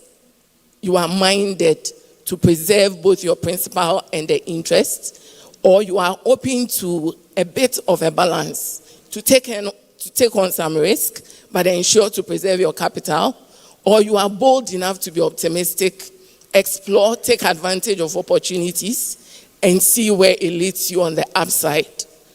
All this information are critical to know, to be able to come up with the appropriate investment to suggest to this person. So let me say a 35-year-old cute dude walks into Republic Investments and says, I want to invest this money. I expect this person, first of all, to even look out for a regulatory license. Is this institution licensed? In fact, we have seen in this country people looking to invest their funds. Eventually, they did not even know the regulator of the institution they licensed, they placed their funds with. They did not even know the instruments they were investing in. These are all essential. If you will not just throw away your 10 cedis or 1,000 cedis to buy that bottle of water, be interested in what you are investing in and where you are investing at. So the institution is licensed. Yeah. What products do you have? Having known all my objectives, my appetite and all, you need to understand what you are investing in. It's good to be aggressive. It's good to explore, but start from where you know and work your way out of that. Okay. So for this person, I probably would suggest he indicates that his risk appetite is medium. So we are looking at more of a balanced portfolio. And we'll start from the instrument he's comfortable with. So allocate about 20 to 30% to GOG securities. We are back We will to go it. through, yes, we start from the traditional because like I said, it is important to start from what you know and understand so you can identify with the risk pertaining to those investments and then stretch out of that boundaries. Into the new. So we start with that. Some corporate bonds will be thrown in there. Some commercial papers, if listed, will be thrown in there. We will be looking more to pushing a bit of aggression. So we'll go through the exchange traded funds. We'll take advantage of listed equities. MTN listed at 75 pesos in about 2018. Until date, if you compute the cumulative return per annum, it's returned about 40% just on the price. And this is aside the dividends they've paid over the years. So if we are looking at a portfolio that want to maximize the returns, looking at the customer in front of me, throwing in some equities is necessary.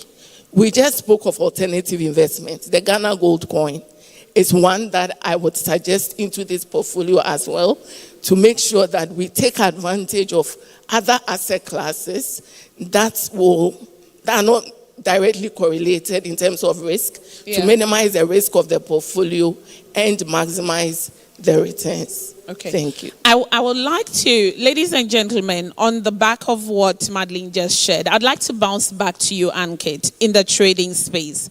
What would you say are the advantages and otherwise when I have a sum of money I'm looking to invest and I spread it this wide vis-a-vis concentrating on one or two? Because I want my audience to leave here understanding if I had nominal amounts, these are the options available. What do I go into the trading space to do and what returns do I get? So is it better to spread it this wide? Is it better to concentrate on one or two channels? See, recent economic events in the country have made one thing very clear, that each and every asset class carries an inherent risk. Okay. We always used to believe that government securities and debt are risk-free. They're risk-free. But every asset class, and broadly if you see in the investment space, there are equities, debt, real estate, bullion, and now we are coming up with these digital assets. Okay. So these are the broader categories of investment. And then rest everything else is a derivative of these investment options. You can have REITs on the real estate, you can have mutual fund, you can have ETFs, all these, and digital gold, etc. All these are the derivatives. So for me, I agree with Ms. Netley that investment should always happen as per the goals. What exactly is my investment goal? I want to send my kid to university. I'm planning for my retirement. I have to buy a house, say 10 years down the line. Good. Basis your investment goal, you should plan and diversify your funds. Okay. Because each and every asset class, there's a risk reward theory which says that if you take a higher risk, the anticipation of rewards are higher. It does not mean that the rewards are higher. It means that the anticipation of the rewards are higher. And that is how you diversify your portfolio. So I would completely agree with her that never ever put all your eggs in one basket. In one basket. You should always diversify. Okay, good. Thank you, Ankit. If I can, yes, please. Just use a minute to yes. add up. Mr. I think Mante. one of the areas I would also want to recommend, in addition to the point they've made, is the collective investment schemes, the mutual funds and the unit trust, and it's for good reason. Okay, tell us why. Number one, you don't need a lot to get into some of these funds. Okay. We have a balance fund, for example, that you need 20 Ghana cedis minimum to start. Wow. And this is a fund that has exposure to the US, US equities, US fixed income, among other things. Yeah. So your 50 cedis, your 100 cedis invested in this collective investment scheme indirectly gives you access to this portfolio that is globally diversified. So I think that collective investment schemes, it's one of the areas we need to pay attention to. And post DDEP, I mean, almost all of us, my friend KB is here, Fidelity is here. We have all created funds, new funds that are insulated from what happened. So with your 50 cedis, 100 cedis, and this funds gives you the flexibility where you can add any time. You have some 50 CD Momo. In the middle of the night, you can push it and invest. And anytime you want to pull out, you put in your redemption request. Within average 4 or 5 days, you can get your money back. Okay. So beside the segregated mandate Madeleine mentioned, I just want to add that these collective investment schemes are available to everybody. And I wanted to add, because I'm still worried about the large informal sector who are not on the regular pension. I was going to get that, because we have this huge informal space. And a lot of times when we are having such discussions, of course it's happening at Kempinski. And of course, 90% of my audiences are in suits. So we tend to think that all the monies that have to be invested will be coming from monthly salaries. But there's so much sitting in our markets. There's so much sitting with our carpenters, our electricians, our masons. And these sectors, the players in these sectors are beginning to be more educated than before.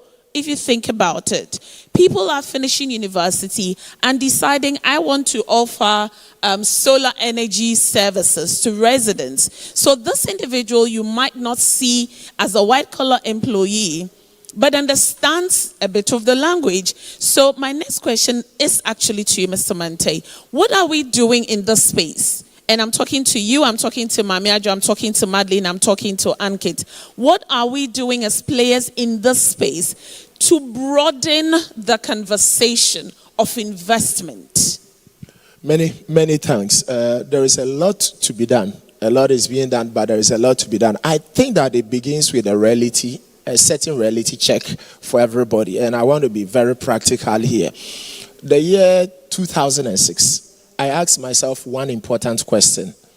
If I didn't have to work from today, how many months, how many years can I live my normal life without salary? And it's a question I asked during my presentations.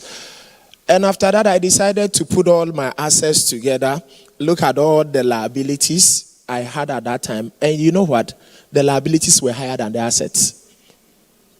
And I didn't know until I went through that exercise. And once I had that consciousness, then the journey began. So I think it begins with that reality check. One of the important things, and thumbs up to Ecobank and the Business and Financial Times and all the partners who are on board. One of the important things we need is financial literacy and investor education. Financial literacy, investor education, because it's the way to create that paradigm shift where people move from investment is supposed to be for people who are in suit and tie. So the ordinary woman, I have a client who is in Okaishi, who invests about twice every week. 50 CD, 90 CD, 50 CD, 90 CD, 70 CD, small investment, but who is building up decent portfolio. So I think that financial literacy is one of the things. Companies must be interested in this. It's not enough to pay your employees and say, I don't care what they do with their money. Employee financial well-being must be part of the HR practices in companies, yes, where we educate our employees. Because what happens to their lives after retirement must matter to you. Churches must be interested in financial education. Let's not use our pulpit. We want people to give offering. We must be interested in how they make money. And we must be interested in teaching them how they make money. Media houses must be interested in this. Like the story I shared with you with the teacher, I basically that day spent time talking about the power of compounding, the way it works. And it's amazing that, look, if you are investing 500 cedis a month, if you use 18% compounded quarterly, within 30 years, you're looking at over 12 million. 500 cedis a month, growing it by 10% every year through the power of compounding. If you are a bit more, your income level is a bit higher, you are doing 20K lump sum, you are adding 500. Within 20 years, you're looking at 2.5 million. If you're doing 100K plus 2K every month, of course, the monthly contribution is growing by 10% every year. And I'm using the same 18%. Within 20 years, you're looking at over 10 million. And when you talk about 10 years, 20 years, 15 years, 30 years, people tell you that, it's too far. We want to make money now. We can all remember President Kufuor, who is still alive. You remember the election he won that made him the president of Ghana. It's the year 2000. Wow. How many years ago? 25. Exactly. So when we talk about the child would have been out of the university by now. The point is whether you invest or you don't invest, the 10 years, the 20 years, the 30 years will come. So financial literacy, I think it's where it begins. And Robert made an important point about the employee who was told that his salary in terms of cement and then blocks. You see, what we call salary for those of us in the formal sector, we need to understand that it's not all for you. Because that's where you are paying your rent, you are paying the utilities. And I've seen situations where a man came to me who is 53 years. Apart from a mortgage that he took to buy a property, he doesn't have anything. Not 10,000 cedis treasury bills. And he has 7 years to retire. So we need to understand that whatever comes to you as salary, some portion must go into some investment. And I will always recommend minimum 20%. There is a law called the Parkinson law that explains why most people retire poor, even after earning substantial income through their working years. Okay, share that with us. The law states that no matter how much people earn, they will always adjust their lifestyle to match their salary. Yes. So as salary is increasing, people are adjusting lifestyle. So those listening to us, no salary is enough. No. I was in Takwa one time. I asked a church, how many of you are not investing because your salaries are not enough? Let me see by hand. Everybody. Everybody lifted their hand. I called 10 people at random, gave them pieces of paper. Each of you should write your current salary for me. Among the 10, the lowest income earner, this was, I think, in just before COVID, the year 2020. The lowest income earner was earning 350 cedis a month. For some reason, this person believes that it's not enough, so I cannot invest. But among the 10 of them, there was one earning 11,000 cedis a month. And the highest income earner among the 10 was earning 20,000 cedis a month. And still thought. The guy earning 350 says it's not enough. The guy earning 20,000 cedis says it's not enough. How much is enough? Because of lifestyle. Yeah. Whereas one person will spend 20 cedis on lunch. Yeah. Another person will spend 600 cedis on lunch. Whereas one person will spend 120 cedis a month on TNT through Trotsky. Another person will spend 10,000 cedis on fuel in their V8 engine. So as salary is increasing, people will normally change their lifestyle. Yeah. So I think the way we want to encourage people is to keep doing this investor education. We need to keep doing this. Let me conclude by saying that we should never forget that salary is only a medicine for managing poverty. Salary never cures poverty. What can help us plan our old age and have a decent retirement? It's either through an investment or you have a business. Of course, not all of us can build a business, but you can all invest. I know DDP has happened, but life must continue. Life must definitely continue. So we've learned lessons out. Let's put ourselves together and let's be deliberate about planning for our old age. Remember, the children are no not longer. retirement I call plan. my children an investment. I better change that. Because I was thinking they were. They aren't. I shouldn't. We are paying lots of fees. What is the return on that investment? As much as I want every month. They should go and work and feed me too. Ladies and gentlemen, we are still at the 2025 Money Summit. And we've been conversing, if you just joined us, about alternative investment options. A lot have happened to us as an economy over the past 5 or so years. It has really taken away the appetite. And let me share a story as I go into my next round of questions. A CEO was talking to a group of young people and asked them, what are you investing in? Because they understand investment. They are finance people. And going around 5 people, 3 of them said, we're investing in betting. It's not a joke. Yeah, I can see the Gen Zs grasp it. All of you, it's lost on a lot of you because you don't even get it. And he was asking, Mami, should I be concerned? I said, but these are young people. I have people wearing suits, sitting behind computer, during work hours, betting their salaries away. And you would think, oh, it's just a bad habit that would go away. It doesn't.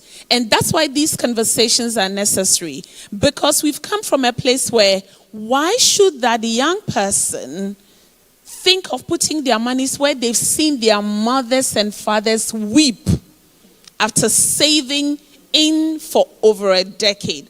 So this conversation for me is about bringing back the conversation we don't so usually have because of its emotional attachments. But as we've heard, we have to move. Because if we don't move from the disaster, the tsunami, the building is going to collapse on us. The tsunami has happened. At least there's a leeway to get out of the door. But if we continue to stay in, then we're killing ourselves. So very soon I'll be inviting your questions so that you can be part of the conversation. But I'm very interested. All the people seated here, I'm speaking from Mr. Mante to Dr. Tuahene to Mame Adjoa to Mr. Jackson to Madam Madeline and to Mr. Ankit. They're all talking from spaces where it looks like, okay, if I've got some 500 CDs, I should begin to think of instruments available. Dr. Tuahene, I'm back to you. What can we learn from what has happened? Now, our banks are holding so much in assets. I don't want to bore you with the figures, because some of the figures, you can only see it on screens. You can never have them. So I don't want to bore you with the figures. Now, we have our fund management players, especially in the pension space, also screaming because they're also holding quite some amount of money, and so on and so. So if you look at the rate of or the percentages of funds that our financial institutions are holding, it's not entirely terrible. But where can they look into if you look at the bigger picture? So I'm moving us away from the 500 Ghana cedis individuals to at a macro level. What should happen for our banks, for our pension fund managers to begin to put our monies where our mouths are? Shortly. Thank you very much. Before you can put your mouth where your money is, they also have to think about regulation. Okay. We have to be very, very careful when we're moving into areas where they are unregulated. Okay. Because you can burn your fingers as easily as anything. That is the reason why I would always talk about improving the regulation. Somebody was talking this morning about regulation. Regulation, they don't regulate because they want to regulate. They regulate also to protect. They will regulate to protect. Because if you go and invest in, I'm just quoting number one. Yes. It's an unregulated area. So the mere fact that you have so much asset, be mindful where you regulate and be able to subject to regulation. Because if you do not go under regulation and something happens to you, you're going to burn your fingers. Okay. So with these pensions, we are talking about alternative questions that we have to ask ourselves. Have we built a regulatory architecture to be able to regulate it? I just heard about cryptocurrencies. Yes. We the Gen Zs like it. You see, I said recently on the radio, we need to tread cautiously. Even the asset we have we regulated to the best of our ability? Yes. Today, the banks are sitting, those of you sitting here, apart from all the foreign banks, some are sitting on what I don't know how to describe it. Non-performing asset. So huge. And this asset could have been diversified to other areas, but they've gone to give loans to some institutions. So let us be aware. The regulatory architecture we need, no matter where you are going, whether it's an estate, whether it's private companies, or whether you're going to a cryptocurrency, be mindful that regulations are not there for regulation. They are there to protect. Investors and investing people. Yeah. Dr. Ananienchu will come here and tell you, if you don't regulate, you are trading dangerously dangerous. Okay. People's money, by the time we get up, there will be no funds. Yeah. There will be no funds. Yeah. Your pension would have gone into drains. Who are you going to sue? And you know the type of legal architecture we have in this country. A case can drag on for 50 years. So please be mindful of regulation. And we must improve our regulatory architecture. If we want to go into cryptocurrency, don't just hear some Nigerians are doing it, you're going to do it. Have you got the investing in skills? Yes. Yes. Upgrading, upskilling. Have you done that? Or you used the old methodology to do the new methodology? So for me, my advice is good to diversify. Yeah. It's good to go to higher earning areas. But you must always be mindful that regulation is key and important for the investment space. Thank you. Thank you very much, Dr. Etiahene. Mr. Jackson. Yeah. So after regulation, how do players like where you sit, where Mami Adjo sits, where Mr. Mante sits, Madeline, how do we now begin to interrelate? How is collaboration working to deliver the most to the investor? Because we sitting on the other side bringing our monies kind of feel that you're competing for the same things. Is there any opportunity to collaborate as players in the space to give the investor the most returns? Thank you. Now, my colleague here said something which was important, that you find out, you investigate. Now you will find that there's a lot of collaboration taking place as we sit now. Okay. And in order to diversify a portfolio, they may decide to invest part of that portfolio in fixed income securities with a Delex Finance, for example. Now, that diversification and that collaboration may not really be apparent to you out there because you've given your money to an asset manager, and the asset manager is making a decision on how best to to diversify, or how best, given your own profile, to invest, to put the money. Sometimes you find people who have taken a decision to come directly to an institution A or B, and that will really be typically because of word of mouth. But there's a lot of collaboration taking place. As I look around, I see a lot of partners that I work with here. So that collaboration takes place, and it depends on where you sit. But I wanted to make another comment. A lot of times we complain that the market is illiquid. I was going to go there. That inherently we think short term. Maybe there are two reasons why that happens. Number one is that people have been repeatedly burnt so often over time that the natural reaction is to think short term. The other is also that when we talk about investment, anytime you talk about investment, people tend to think of the long-term horizon. Yeah. Very few people think of investment also in terms of, I want to turn around some money for the next few days, few months. And that, because we don't think of investment in that sense, we don't trade it on the market. So we are caught between those two forces, where every time somebody talks of investment, it's really for retirement, to buy a house.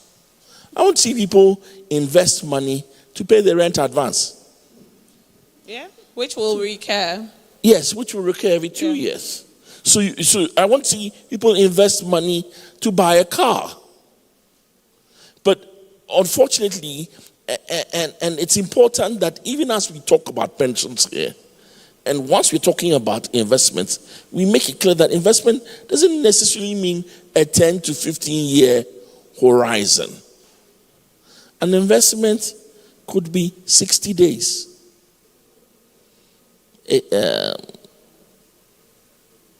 An investment could be just a year or 2 years for my rent. Yeah. Okay. Thank you. So, whilst we are looking at balancing, ladies and gentlemen, this is the Ghana Summit 2025. We are looking at alternative investment towards sustainable income and economic growth. I have with me Mr. Mante, Dr. Etuahene Mame, Adra Thompson, Mr. Joe Jackson, Madam Madeline Nete, and Ankit. We are welcoming you now to join the conversation. We've spoken a bit. You've been listening. I'm sure from the faces I'm looking at that there are some burning questions I'm not asking, and you're not happy. You really are like, Mommy, I'm hoping that you're going to ask this question, but it's not coming up. Please walk to the microphones in the aisles and just let's hear you. We have 2 microphones both ways. If you're ready with your question, kindly walk to a microphone and let's have your question. Address it to all the panelists or to specific individuals, either as a follow-up or as a brand new question. So we're open to questions now. Now, whilst we wait for our questions to come up, Mami Adjoa, you know the Ghana Stock Exchange, and I like that you were talking about how Ghanaians like to hold. And one of the things I heard very early when I wanted to venture into investments, my older cousin said, Mami, if you go and buy that shares, it will sit there till your daughter comes. Because nobody buys off you. So the company is going down, you're going down with it. Because when you see it, even if you can read and you want to move it, nobody is willing to buy.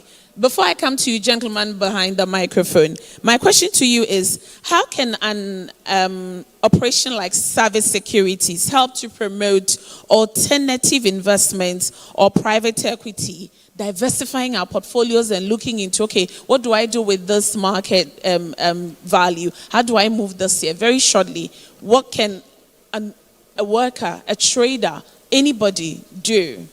Thank you, Mami. Yeah, Ghanaians like to hold, majorly because of lack of knowledge, lack of information, and fear. And so for Service Securities, one of our primary responsibilities is to drive markets. You know, sometimes there's no activity. You, the broker, you just have to come and just create some activity. Somebody will say, oh, but it's to drive the market. So, for example, last week, I was in the office and I was like, it's a long time since we had a share or a stock order. So, okay, I want to buy 10 million worth of GCB shares. I'm just testing to see whether there's liquidity. And that order has been there for like 2 weeks. So it's majorly because there's lack of information. There's not lack of information. There's a lot of information though, but the education that when you buy a share, you don't need to hold it and go down with the company. There are market makers out there who would buy your shares off you. Let me tell you something surprising. People thought that the new DDEP bonds will never be traded. And just 6 months barely into after we had concluded the local DDEP bits of the DDP, we had offshore investors looking to buy the new bond off banks, and here were the banks. I don't know, I'm just speaking from where I sit in my little corner from what I see. They had taken the new bonds into their held to maturity book. They were actually looking to hold the bonds. That mean? Held to maturity all book. those Okay. big English finance. Yes. Break it down. All right, so for bonds, for management from the banking perspective, you can hold a bond to maturity. You need to classify your bonds. You don't just get up and I'm trading this bond. No, there needs to be structure. Yes. You need to classify your bonds into held to maturity and then available for sale or trading. Yeah. And so when you classify a bond as held to maturity, it's unavailable. yes, you cannot sell it. You need to hold it to maturity. Yeah. If you want to reclassify your bonds from HTM to available for sale, there's a whole approval process, board approval that you have to go through just to bring in structure in there. And so you find out that most of the banks are like, okay, we just take our losses, let's just take our losses and then hold everything. But there were offshore investors. Their primary objective is to trade in junk bonds. Junk bonds, as in bonds that have been classified by Moody's and S&P as junk. That is the business that they do. But here where our banks, because they are the ones who are holding majority of the so if there was activity, nobody would be afraid to hold a DDP bond. Because when I hold this, I know that if shit hits the fan, I can sell. So that mentality of holding, it affects us in the bond market, it affects us in the stock market, it affects us, I'm sure, in the CP market, we are going to see. So education is key. Okay. And the responsibility lies on us, the finance people, to let the market know that to provide liquidity and to provide activity in our markets, we need to trade. make markets and we need to trade. Activity. Yes, thank you. Thank you, Mami Ajo. I just wanted to add one little quickly, comment. so that our audience I can confirm that Delex has traded some of its DDP bonds. Okay. Wow. Thank you for that information. Well done, Delex. Gentlemen, your name, your organization, and just go straight to your question. Hello. Hi. Okay. Good afternoon. Special thanks to the panel for that amazing discussion. Thank you. A very special, shout out to Mr. Joe Jackson, Senior MOBA, over here. All right. Okay, so I want to give a little context to my question. Is that all right? Yes. Okay. Not too long though. Sure. Okay. So I'm a Gen Z, of course, but I'm currently witnessing, my mom go through, claiming her pensions and using her pensions, right? And just to cut it short, she had to go for an early retirement because she fell sick. She got cancer, had to, go through that whole process, the payment of the treatment and all that stuff. And her pensions are basically done, right? And what Mr. Manti said about... That means it's almost nothing for the older gens. What Mr. Manti said about people getting less than 5,000 CDs, right? It hits home because she's getting just about... It's less than 1,500 CDs, right? That's about $100 for those who are not Ghanaians, right? And that's incredibly low. For someone who is a single parent and also taking care of, 2 kids and trying to live and support herself, right? I feel there should be some steps that can be taken to prevent these for, future generations, right? And just for context, another context, she actually did invest early on when we were little kids. And that particular product, the return that she was expecting to get, she got way less than that, right? And that really marred or spoiled her experience. So she did what most of our parents usually do. She bought land and started building a property. But due to the sickness and all this stuff, she's not able to complete that particular building project, right? So now it becomes my headache, to finish that project for her. And you obviously don't want to go live where the building is. Exactly. No, not that. But yeah, because it's a desire to see it being finished, right? And yeah, seeing all that she's gone through, getting just about less than $100 a month, you can imagine the stress that she goes through. So what's the question to my panel? The question is, what steps are being taken by stakeholders to make sure that they build that trust with their potential investors? Right? And also, I heard a lot about the financial literacy education. I'm with Achieve by Petra, so we're also pushing that agenda as well, right? Good. So how can that also be done so that more people learn about the possibilities that are available and they also trust that what you're offering is what they'll be given. Okay. Thank you. Thank you. Madeleine, if you can pick that up, because we are looking for what the stakeholders in the market, the players in the market are doing to prevent that. So you take that on whilst I take my next question. So I'll come back to the panel. Yes, your name? Hello, good afternoon. Good afternoon. My name is Titus Ousudako. Hi, Titus. Hi. I am a level 300 student at the Ghana Institute of Journalism, formerly. Most of we, the young communicators, know absolutely nothing about financial services so far as pensions and investments are concerned. It was just recently a course we read that exposed us that we even have pension schemes for students that we didn't know. And so my question is, what are some of the investment packages that are good for students? And then, are there any contributions that are put in place to expose students to pension schemes and other financial service? Honestly, there are so many students out there, so many young Gen Zs out there. We don't know nothing about financial services. Our knowledge about finance is very, very low. It's low. Yeah, thank you. I like this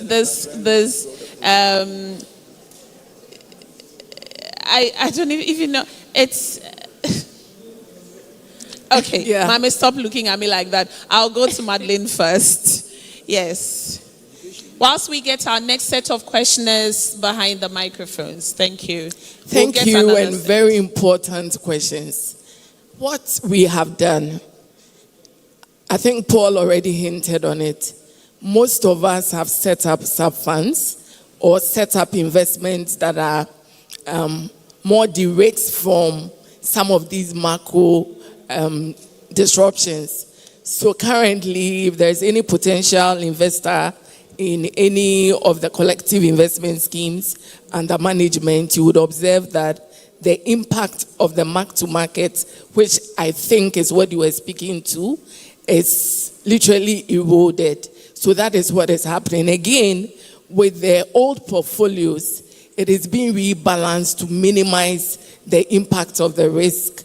What I can say from my institution, Republic Investments, till date, all throughout the events of 2022 till now, there is no day you can walk into our office and go without cash to withdraw. We have ensured to manage the liquidity such that there is always liquidity available. At the same time, meeting emergencies, so paying for medical emergencies and all that, so long as there is an investment to your credit, all these strategies are being put in place to serve the needs for which you invested yesterday. So I would say that professionals in the market are working actively to make your funds available to you when you need it. And the strategies that are being adopted are indeed yielding the necessary results. Again, from the regulatory point of view, the oversight has been tightened, and day in, day out, the regulator is equally observing the liquidity positions of market players to ensure that we serve your needs. So that is being done. Wonderful. And then on the education side, I'm glad to hear the honest feedback from the last person who asked the question. And various institutions, myself, Paul, KB, amongst others, are participating in several educational programs to send the information down there. Last year, we were very active with the Young Investor Network, going all the way to the secondary schools, tertiary schools, to educate them about investment options. I think probably it's barely broached, and we'll continue to look for more strategies to better deploy this information. Yeah. It's unfortunate there seems to be a lot of interest for betting and quick money, such that when some of this information come, it's either it moves to the back burner, but we will look for ways to put it on the front burner so we can catch everybody young early enough. And like Warren Buffett said, even when he started investing at 11, he's saying that was too late. A bit late. We yes. are hoping that we'll get Ghanaians to invest very early enough, and that will work out. Wonderful. Thank you. Wonderful. Just on the platform things, Ankit, and I'll come to you, Mami. I have a thought of what I want you to take on. And this is because you've been looking at democratizing the trade space, and we are talking about Gen Zs. Unlike a lot of the generations before them who would like to walk into a bank, speak to a counsel, somebody, a professional who will guide them. They probably want to do their own things by themselves. What is available currently? Well, thank you for this opportunity, Ms. Casey. Well, yes, here at Regulus, we are looking to democratize investments. Right now, there are many intermediaries. That is how we see the current construct of the financial market ecosystem. It is beautiful if an investor can take its own decision, provided investor is well versed with the risk and the reward of particular investment decision. Ankit, you said it would be very good if an investor could take their own investment decisions. Okay. Provided they are aware of the risk and the reward involved in that particular discussion. So recently we received an approval from the Security Exchange Commission to launch an investment platform which we call Global Invest.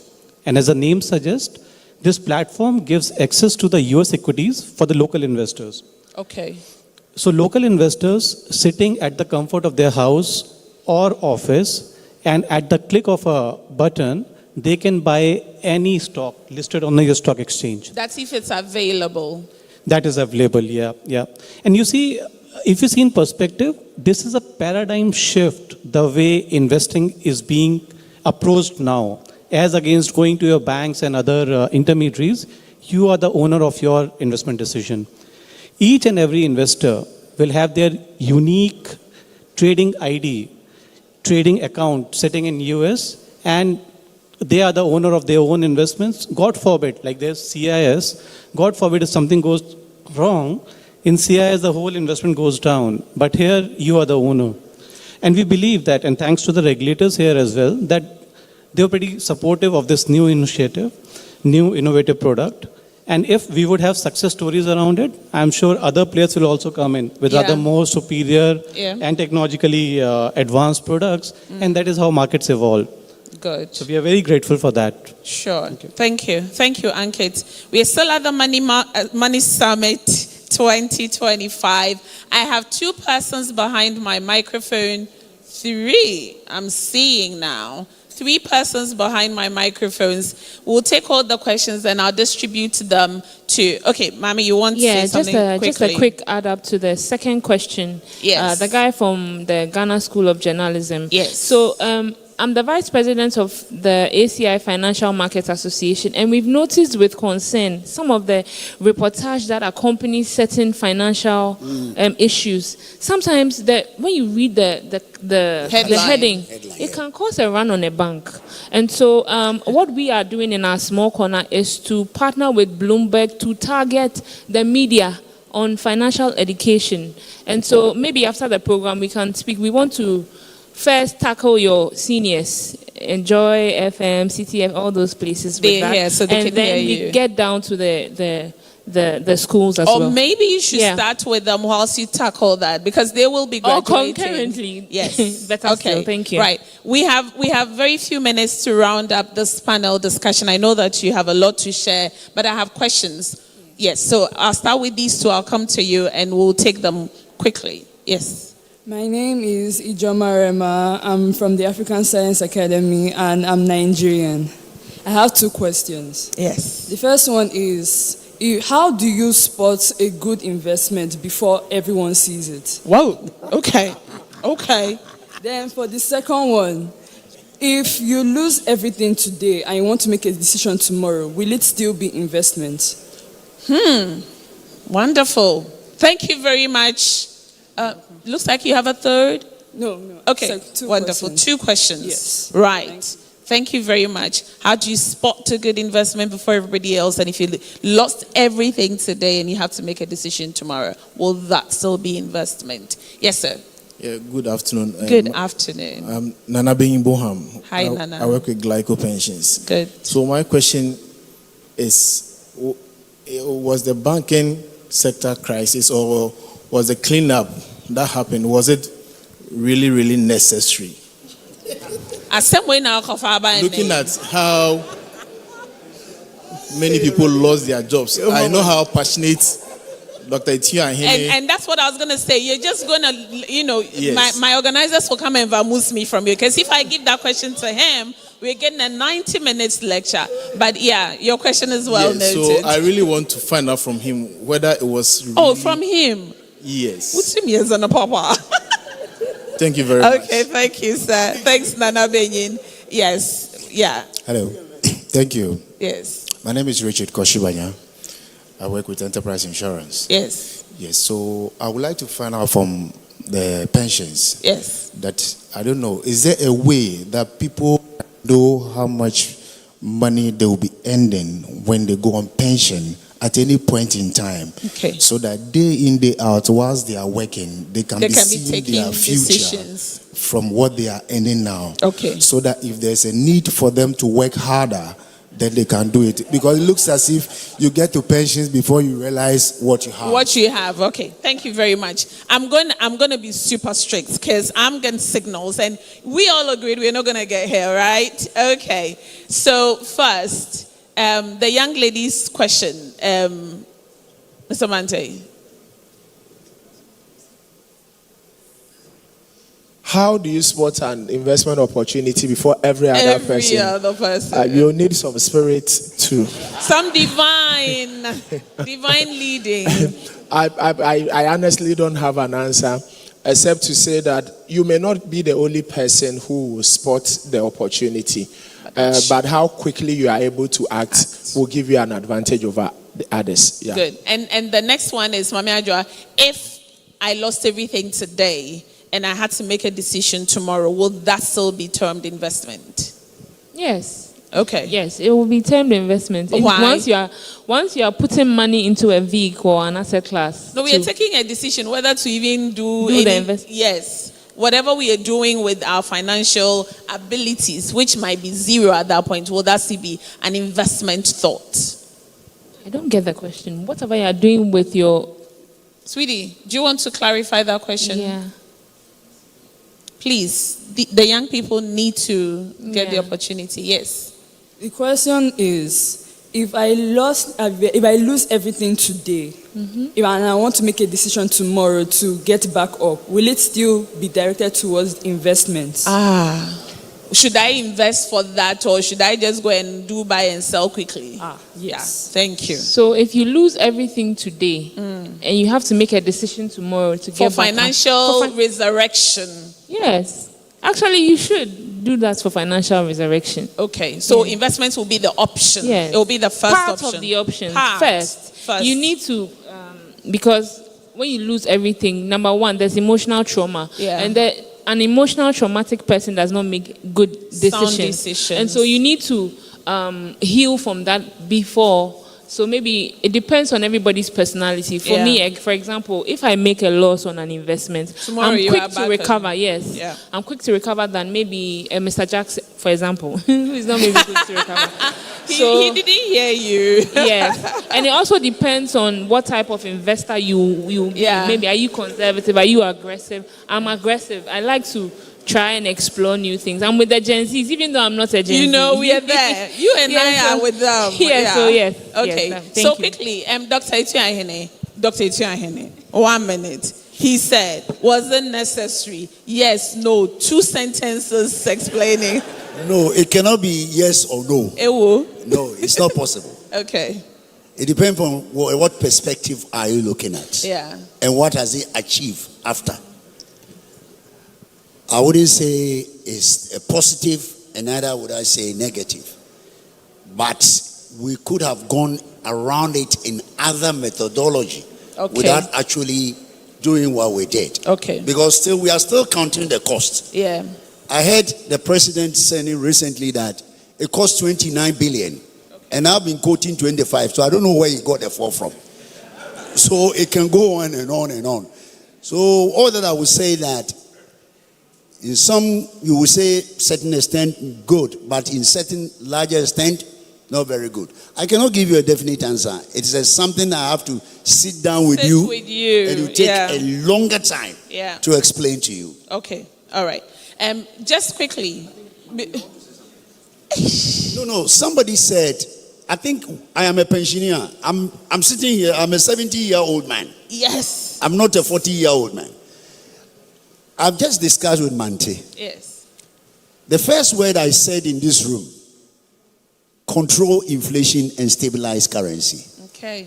When you do that, if you can get inflation to say 7%, the pensioners can be doing what we call index linking investment. Okay. Index linking investment, that you build inflation protection in your savings so that you always. But unfortunately, since I think we have an inflation, I think 9% in 2006, I've forgotten. We haven't come down to a place where you can think about. Sure.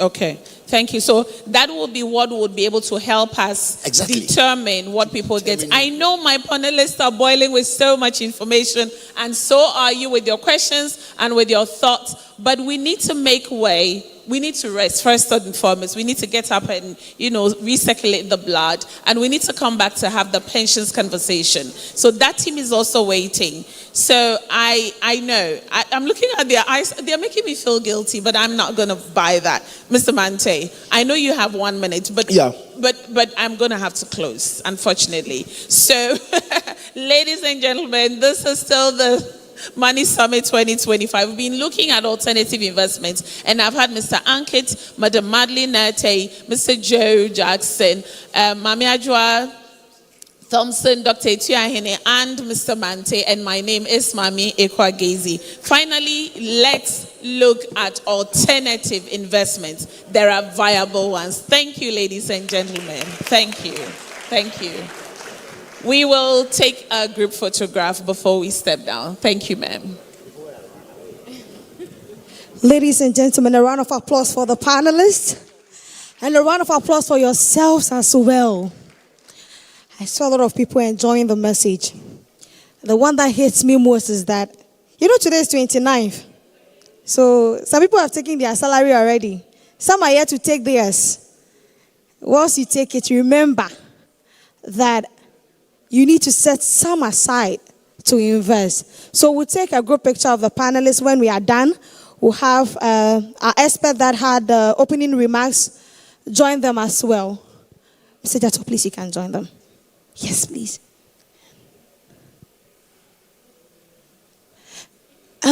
Yes, sir.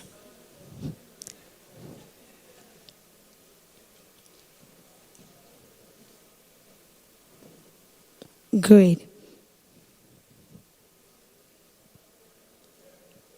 So after the pictures, we'll go on a coffee break. After the coffee break, we'll come back for the second session. Just after the second session, we'll go for lunch. Right.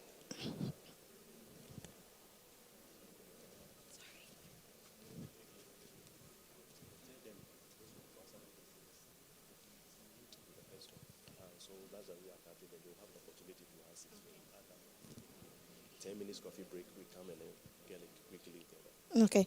A good message for those whose questions are yet to be answered. The second plenary is a continuation of the first plenary. So if you've not had opportunity to ask your question, you can still ask during the second plenary. And like I mentioned earlier, they say good money management is like good coffee. It keeps you energized. But we are lucky to be having both. We've had a lot of discussion on good money management, and then we'll be having good coffee as well. And so, I just want to brief you on the second plenary. So the second plenary would take about 30 minutes as well. After that, we would have lunch.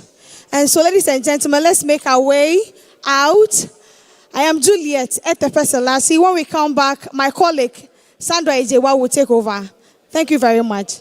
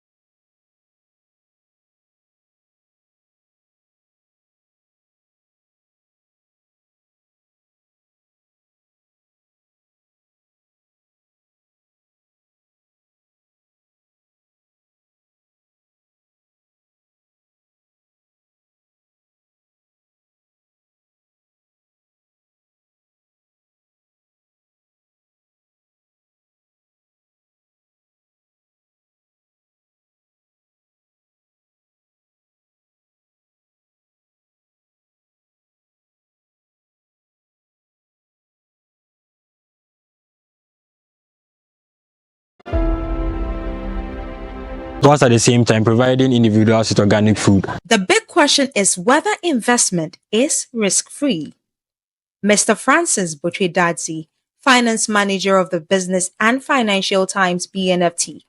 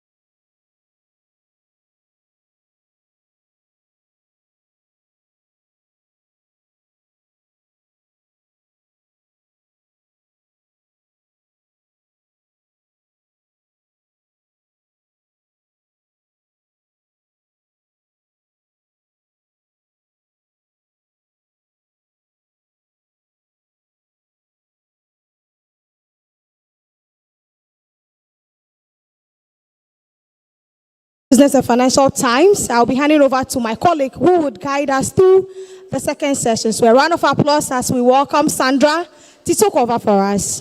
Please clap for her. Thank you very much.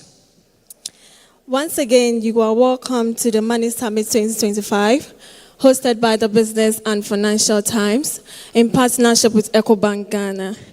Our sponsors include Senate, Stanbic Bank, Fidelity Bank, Regulus Finance, World Vision, the Bank Hospital, Glyco, HR Certification Center, and Truster AI.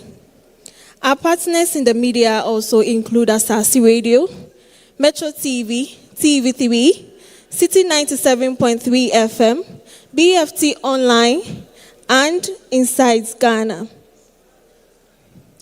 To formally usher us back into the next session, allow me the privilege to invite the distinguished personality who has been very instrumental in the pension sector. Ladies and gentlemen, help me welcome Mr. Christopher Boedi Mensah, Chief Executive Officer of the National Pensions Regulatory Authority, to deliver his goodwill message. Please, a round of applause.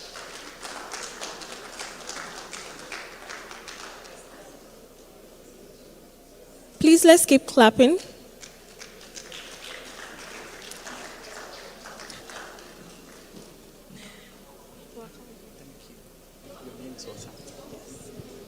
think I should be fine with this, right? Yeah.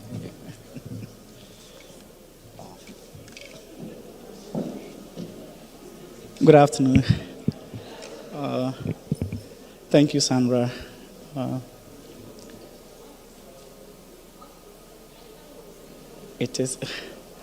Let me introduce myself once again. I'm the newly Chief Executive Officer for National Pensions Regulatory Authority.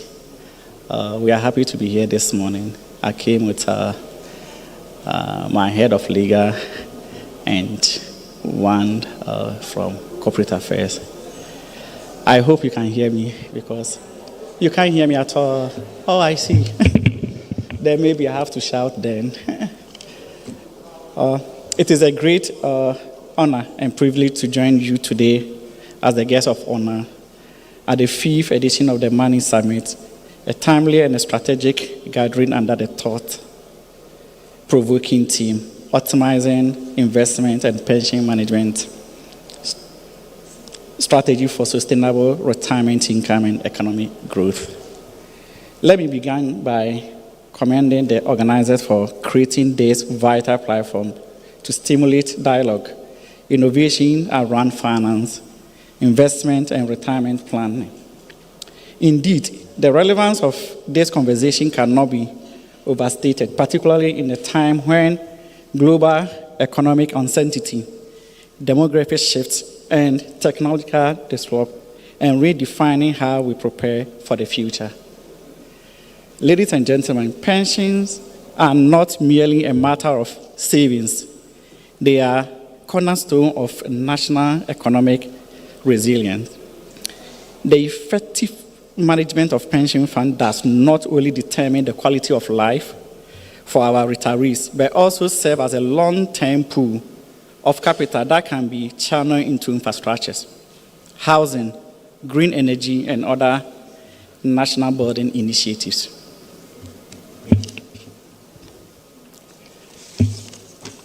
As Ghana and many emerging economies grappling with shifting demographics, rising life expectancy, and expanding informal sector, the conversation around investment and pension management is more urgent than ever.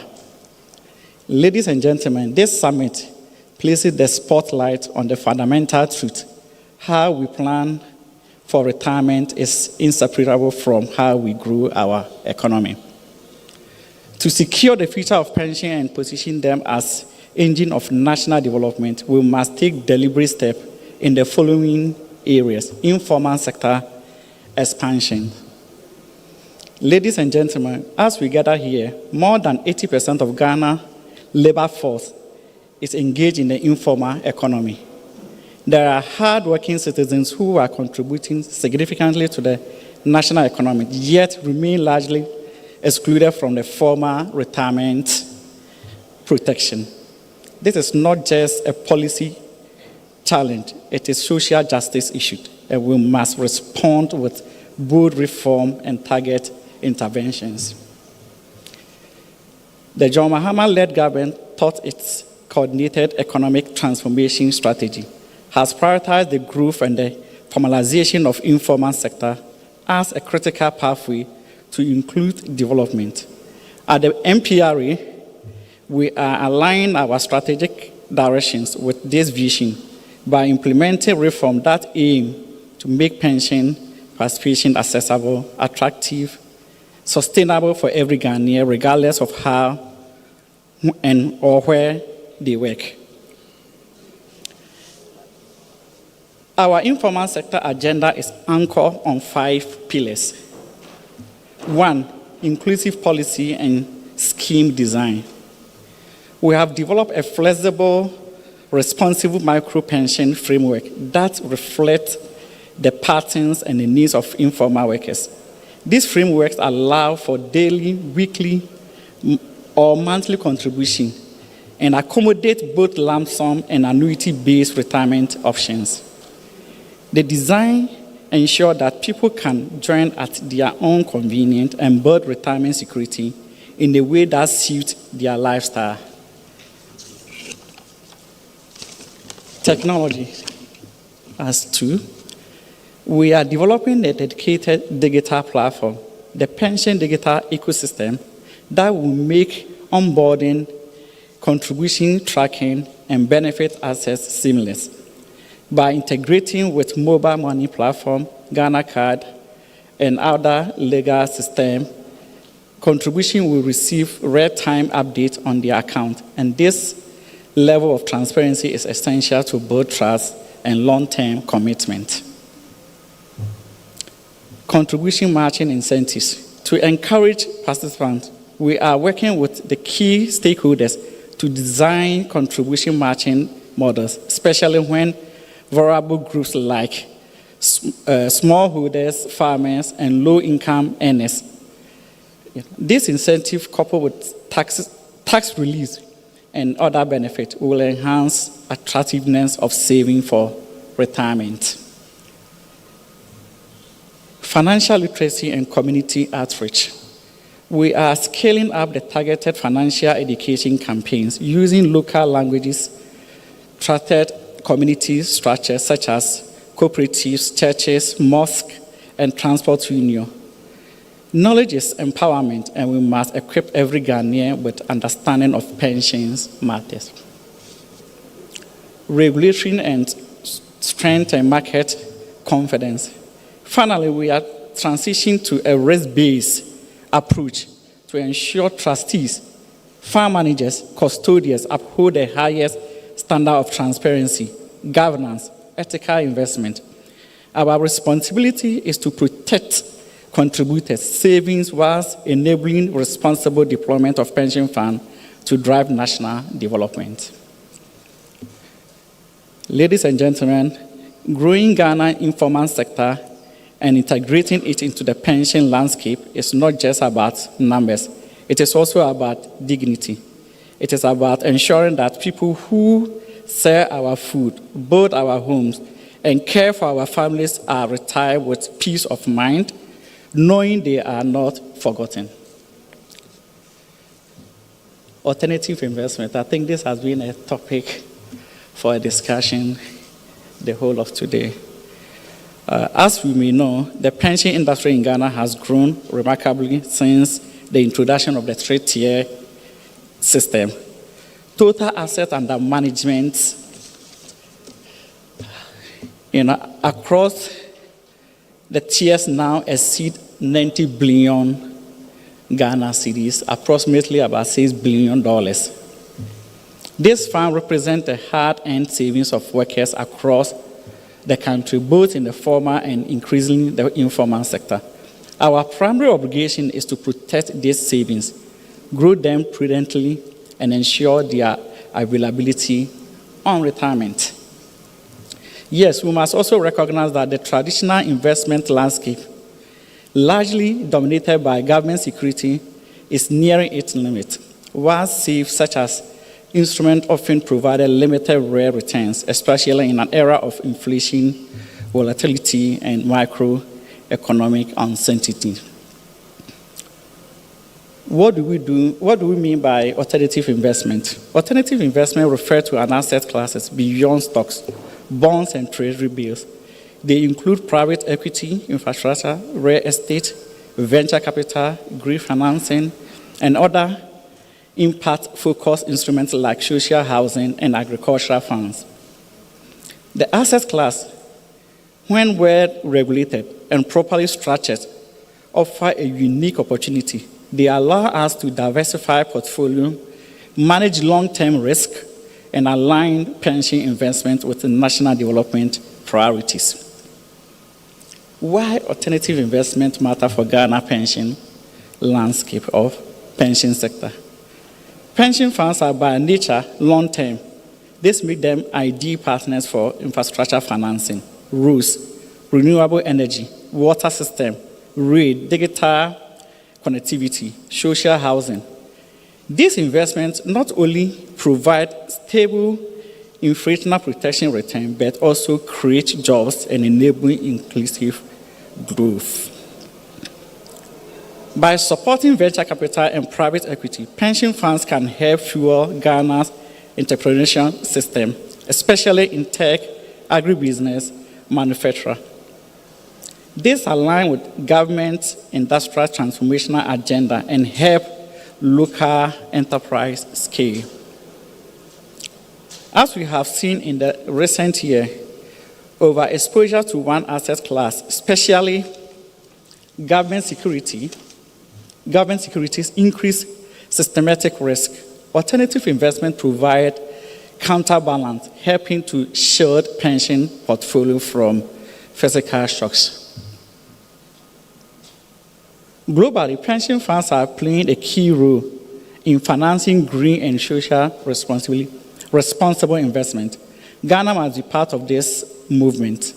Alternative investment platform can support clean energy and sustainable agriculture while upholding environmental, social, and governance principles.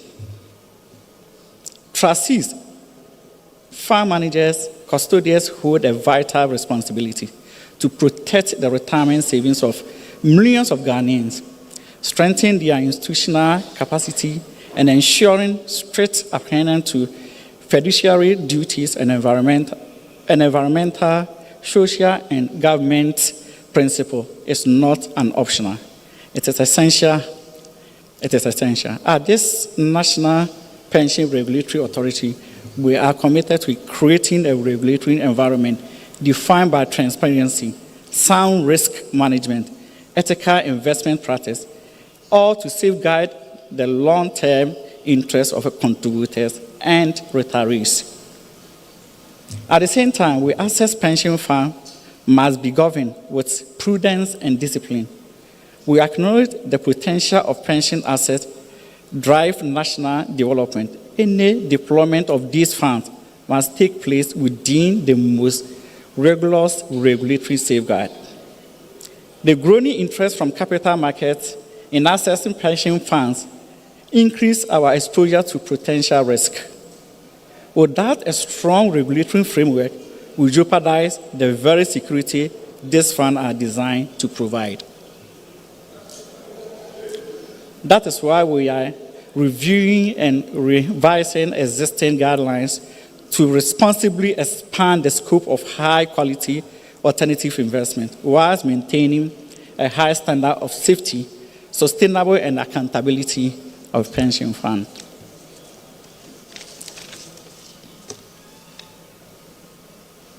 Our ability to harness the powers of alternative investment for the benefit of the pension sector and the broader economy will depend on collaboration. We therefore call on development finance institutions to help de-risk and co-finance the social impact investment opportunity. 2, fund managers and the trustees to build expertise and innovation needed for responsible portfolio diversification. 3, government agencies to develop and present well-structured, transparent projects that pension fund can confidently support. 4, the broader financial ecosystem promote a culture of integrity, data transparency, professionalism, and managing alternative assets.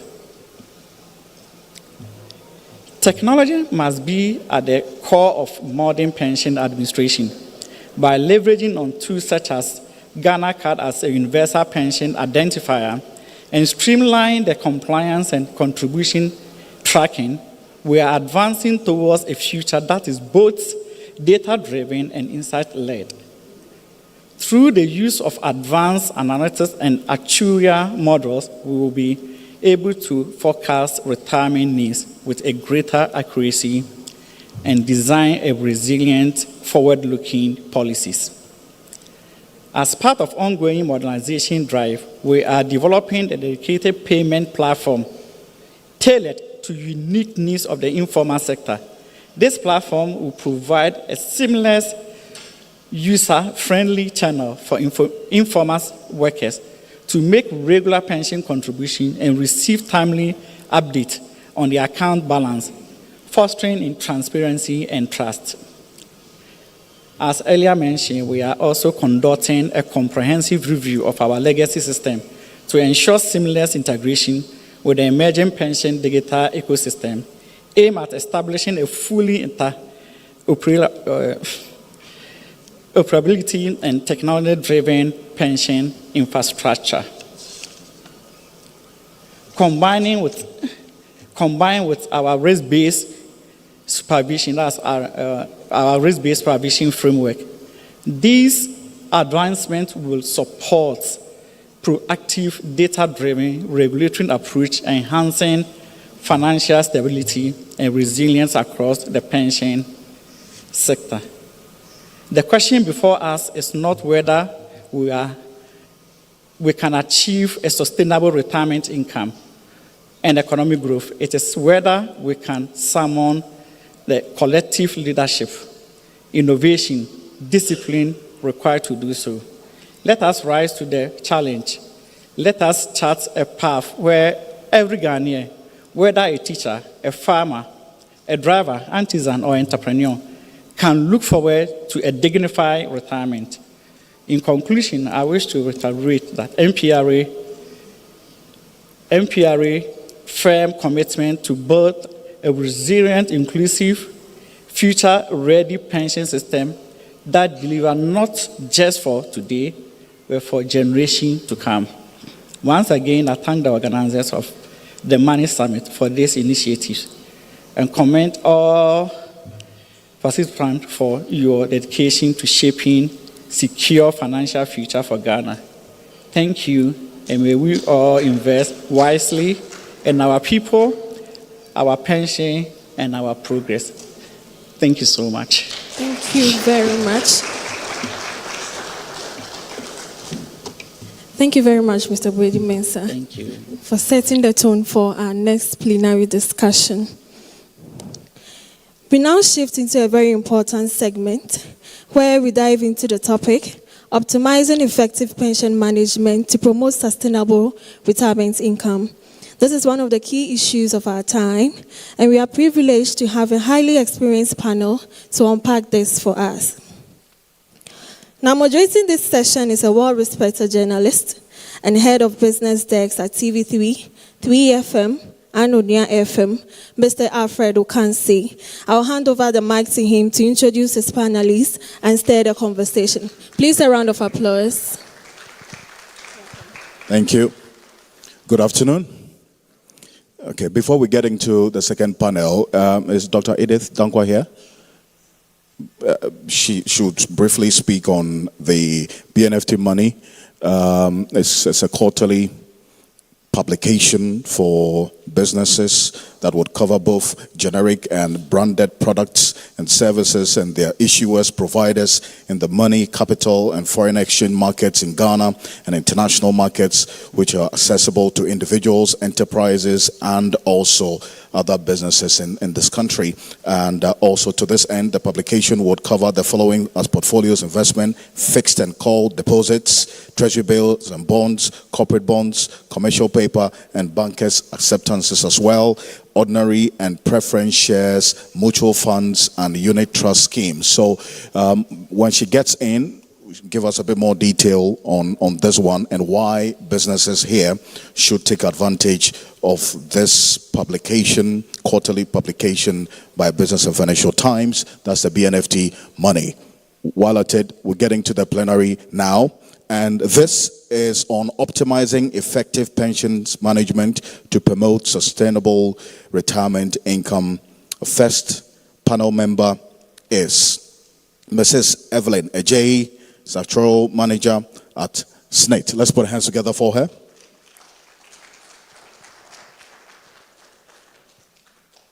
Thank you very much.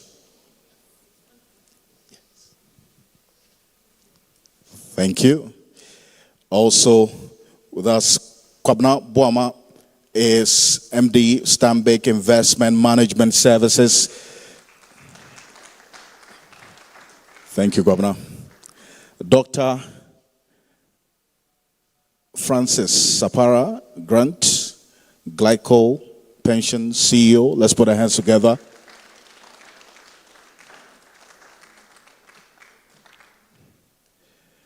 And we also have Mr. Austin Game.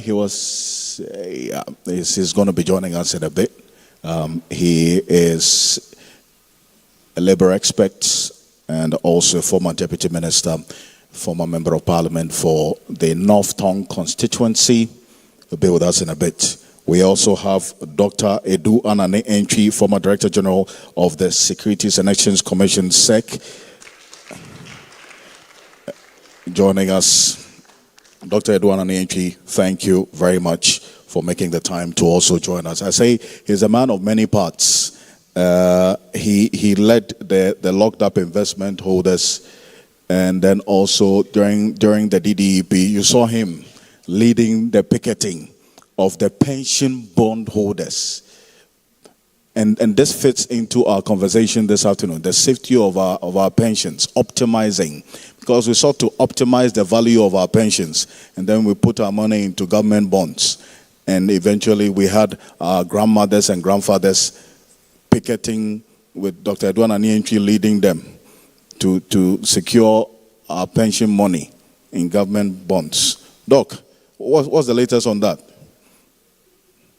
The microphone is there.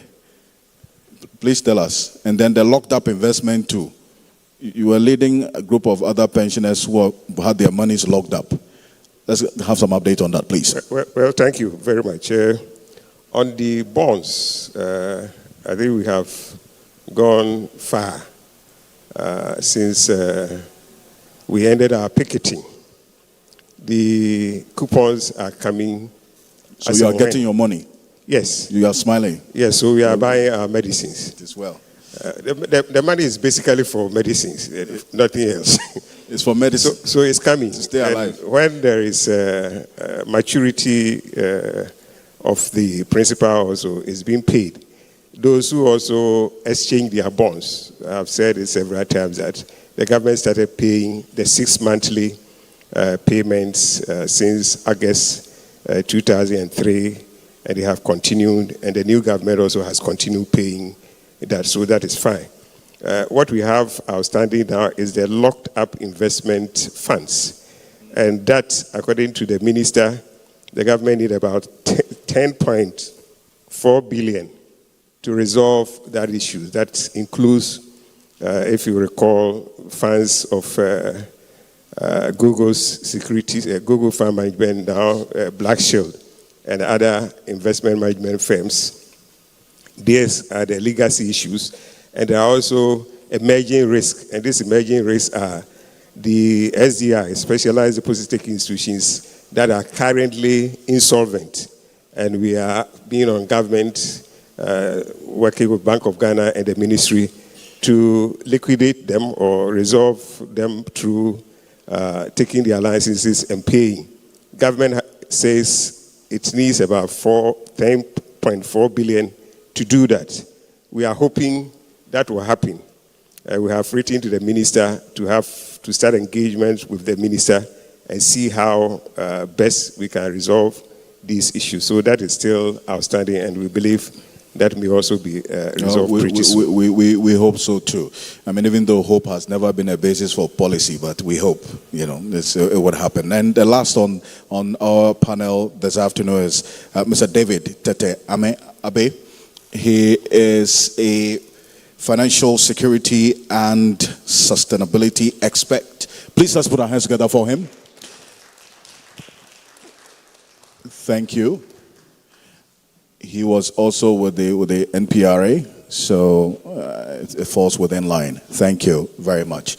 And talking about that particular concern that Dr. Aintree raised, and the reason why they would even have to continue picketing and going on the streets and asking that the decision that they took to put their monies, as pensioners, into certain instruments so up to optimize the value of the investment. From the perspective of SNIT, madam, what would be your own assessment of the current state of our pensions as an institution, and then also whether there's a thinking as to reviewing some of the investment portfolios that SNIT has, where you put our money to optimize the value?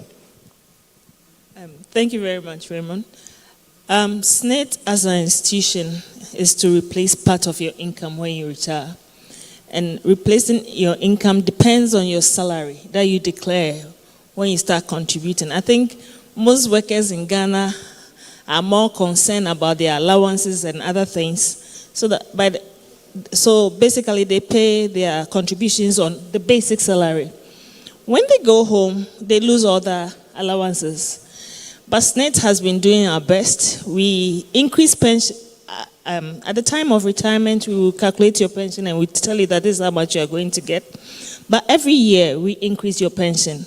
And one way of that, making sure that we increase your pension is by investing. And we know some of our investment has been under attack, but we are reprioritizing our investments. The current management are looking at what we have, how we can improve those investments so that we can give people better pension.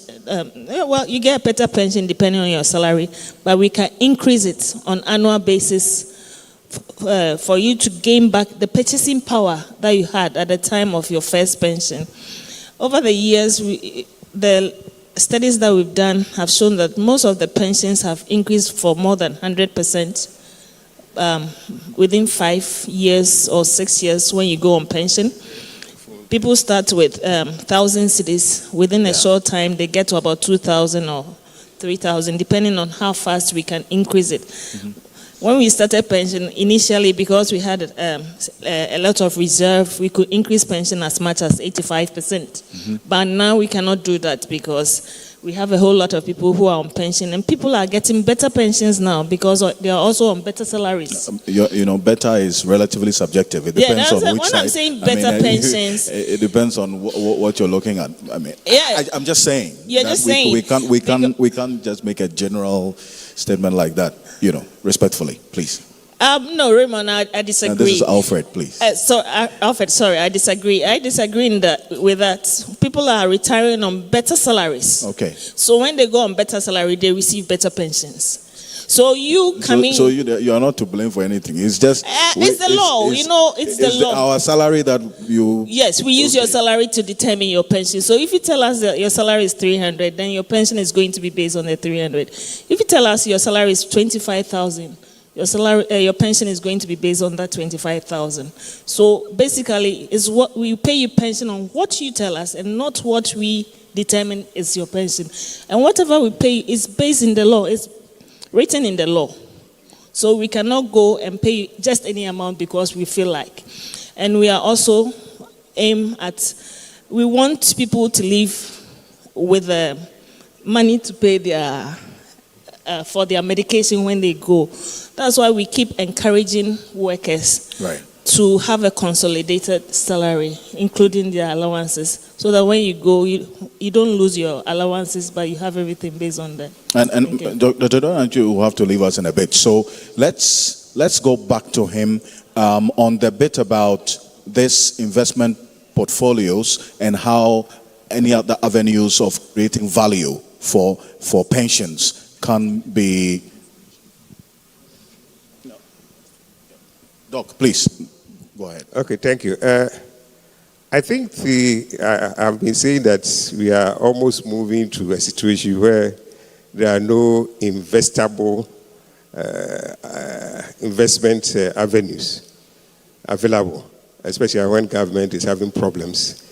Government has been the biggest, the largest of taking all these funds. Even our laws previously, and I sat on the MPRA board for some 5 years, there were restrictions, insurance restrictions. You can't do this. You can only do government bonds. Insurance law was only going for government bonds. We have to struggle through financial sector reforms before insurance will change the rules to allow some of this investment. The same thing happens to the MPRA, even though it's being changed. Normally, we want safe securities so that pensions will be safeguarded. And therefore, naturally, everybody is looking at government. So government was taking the chunk of investment available. The rest, we think that they are a little risky. People don't want to go into private sector investment and all that. But now, government side is becoming a problem with this DDEP and other matters. And so you have the funds, and I believe that, I don't have the figures, but I know the pension funds, the mutual funds, the collective investment scheme, and the banks are having a chunk of money where they don't know where to invest these funds. That is why sometimes plenty money is flowing into the treasury bill and oversubscription. When I was at the SEC, one of the things I advocated for was the creation of infrastructure fund. And my view was a concept where the infrastructure fund will become an equity fund. Then based on their equity strength, they will go to the market and issue bonds. You call it infrastructure bonds or project bonds to finance infrastructure development, use the income from the infrastructure. If it's roads, and I keep on saying, if I drive from here to Oda and I pay 20 cedis and come back, safe and sound, I didn't use so much fuel, my time and all that, that is fine. So if that infrastructure fund is created, and then they go to the market and issue these bonds, then we will create avenue for all these funds that we don't have a place to invest now, to invest. So the infrastructure fund that was passed, the bill that was passed into law, I have been advocating that they should change it and make it an equity fund. So that government comes in, if we want to raise $2 billion, government comes in with about 200 million. And the rest, financial institutions, both local and international, will come, raise that fund. Then they will go to the market and issue bonds to develop the projects and use the project's income to retire these bonds. Then we will create avenues for this long-term money that we are paying into our pensions to get the investment avenue to invest in some of these at least, but over time, at least with what we saw with the DDEP, clearly your option of the investment in bonds right now, government bonds cannot necessarily be classified as the safest investment portfolio based on our experience with the DDEP. Because you headed the Securities and Exchange Commission, some of the collective investment schemes that the SEC oversees were impacted by the DDEP, correct? What would you recommend should be done differently going forward to safeguard investment of pensions? No, you see, what these bonds that I'm talking about, I want a bond that will not be government bond.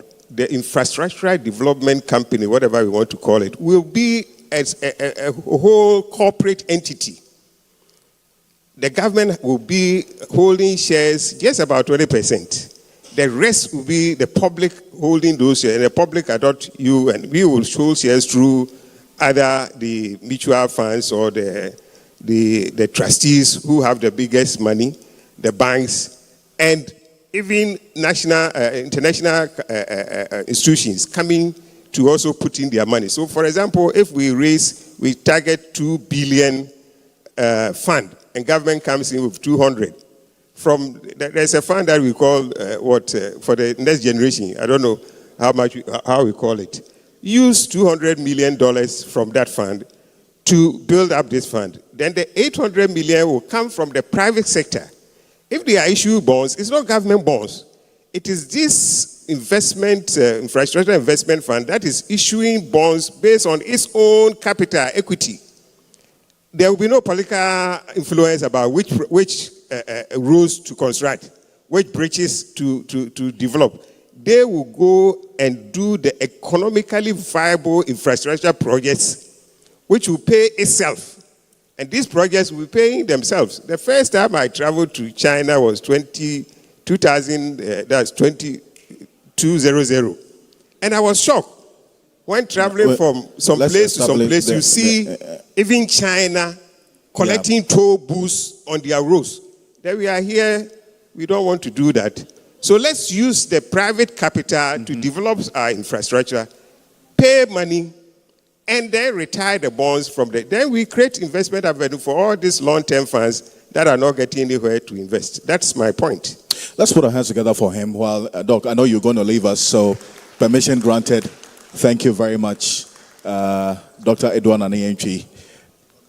Appreciate you for this. Thank you. And Kwabena, because he landed on the point about there's so much money and sometimes you don't even know where to invest it. Is that the reality of the situation and reason why we're saying in some of the cases the treasury bills oversubscribed? Because that's one of the very easiest instruments that you managers tend to put our pension funds in. Thank you, Alfred, and good afternoon to all the viewers and participants. Slightly differ a bit from that opinion. I think investment decisions are first and foremost based on risk appetite. So it will not necessarily be lack of opportunities, but more of the investor's appetite for government securities. The interesting thing is, even though there was DDEP, investors still invested in treasury bills. It was the same issuer issuing different securities. One had defaulted, but that did not deter some investors from still investing in treasury. So it's more of investors' risk appetite and preference. There are a number of options available, and we talk more about diversification to ensure that the investments that we do on the risk return adjusted basis is well stable for investors. And remember, pensions do not only cater for people who are retiring today. It also caters for the young guy who is 25, 27, has started work and might be retiring in 30 years' time. So it's a balance between short-term investment and the medium to long-term investment. And some of those opportunities are in private equity investment. We had the previous panel talk about the gold, new gold investment. We also have real estate investment trust. There's project finance, a number of different options available for investors.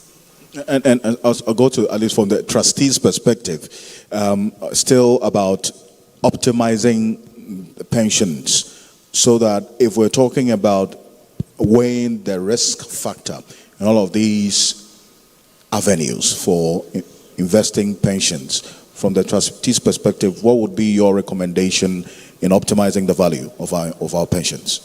Thank you very much, and good afternoon to my viewers and listeners. Yes, obviously, for any trustee, what you want to be sure about is that the value of the fund that you are having, its value is not eroded over time, because that is what is being shared amongst your members or scheme members.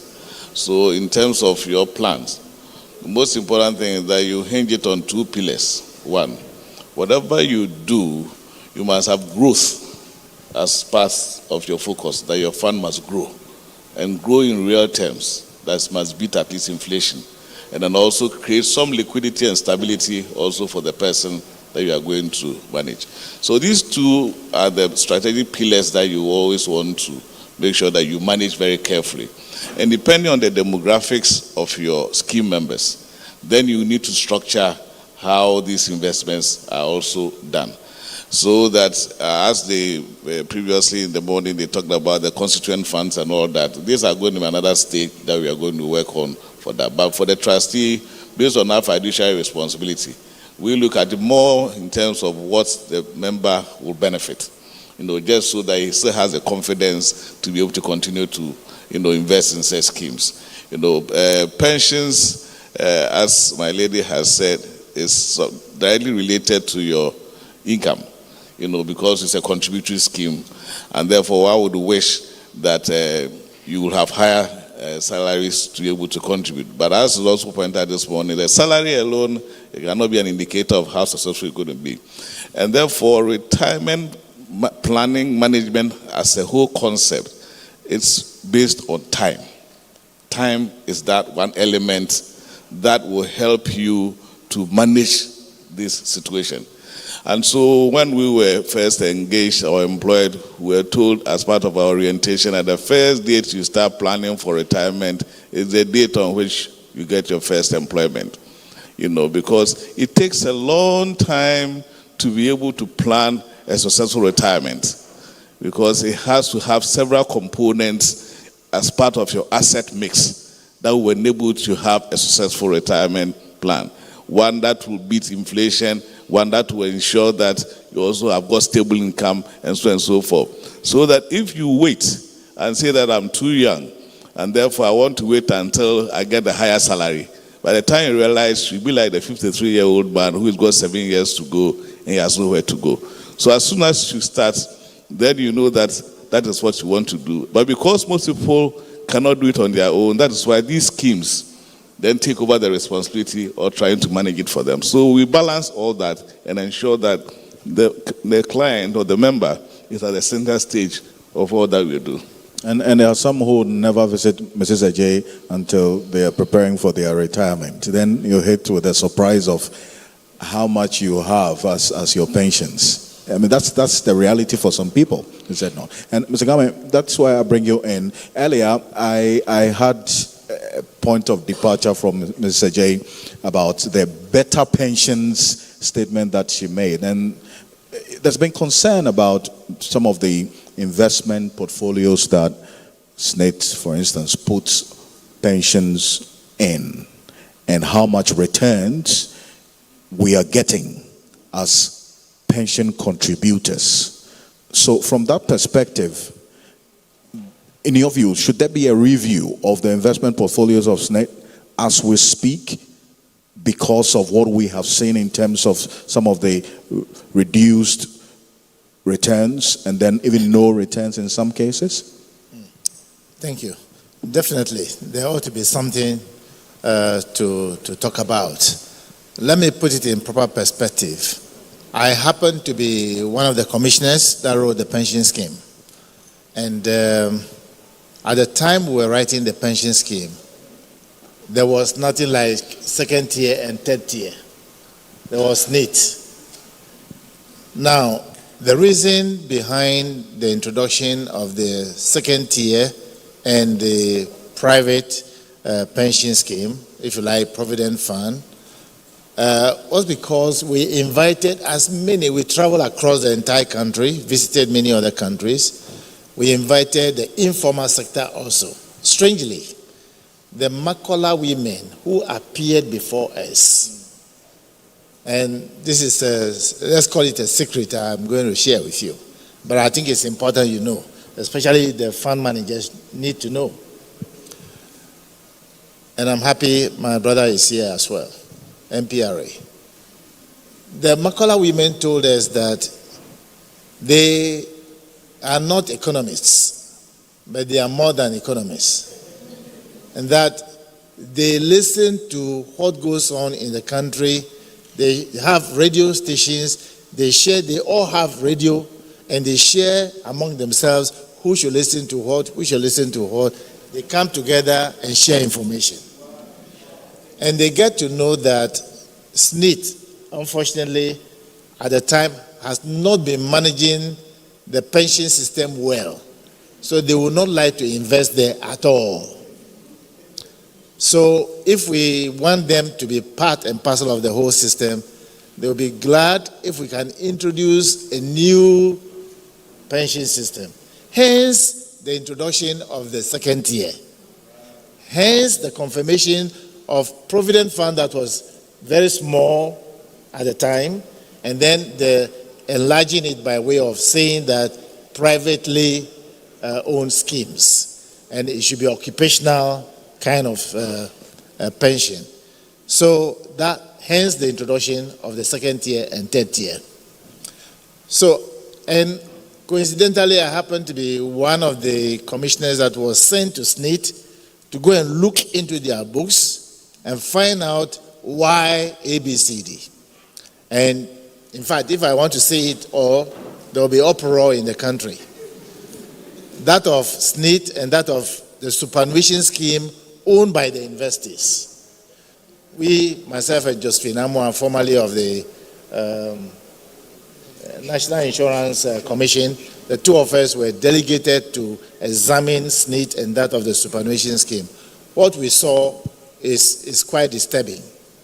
All I want to say is this. I hold the view that SNIT must continue and continue to be in existence and do a good job, but there must be a complete strategic redefinition of what SNIT ought to do. Now, the quality of people that sit on the board of SNIT also ought to be taken a look at. It's not about, we should not be too eager sending people of partisan political nature. We should send people with the mindset of investment consciousness and people who read into the future and know that we need to have the return on the investments consciousness in us, thinking about the people who retire, thinking about the people who are even going to start work. So I think there is a whole lot of things, the objectives. What's the purpose of setting up SNIT? What progress have they made so far? What kind of possibilities are there? That's the potential that is in SNIT.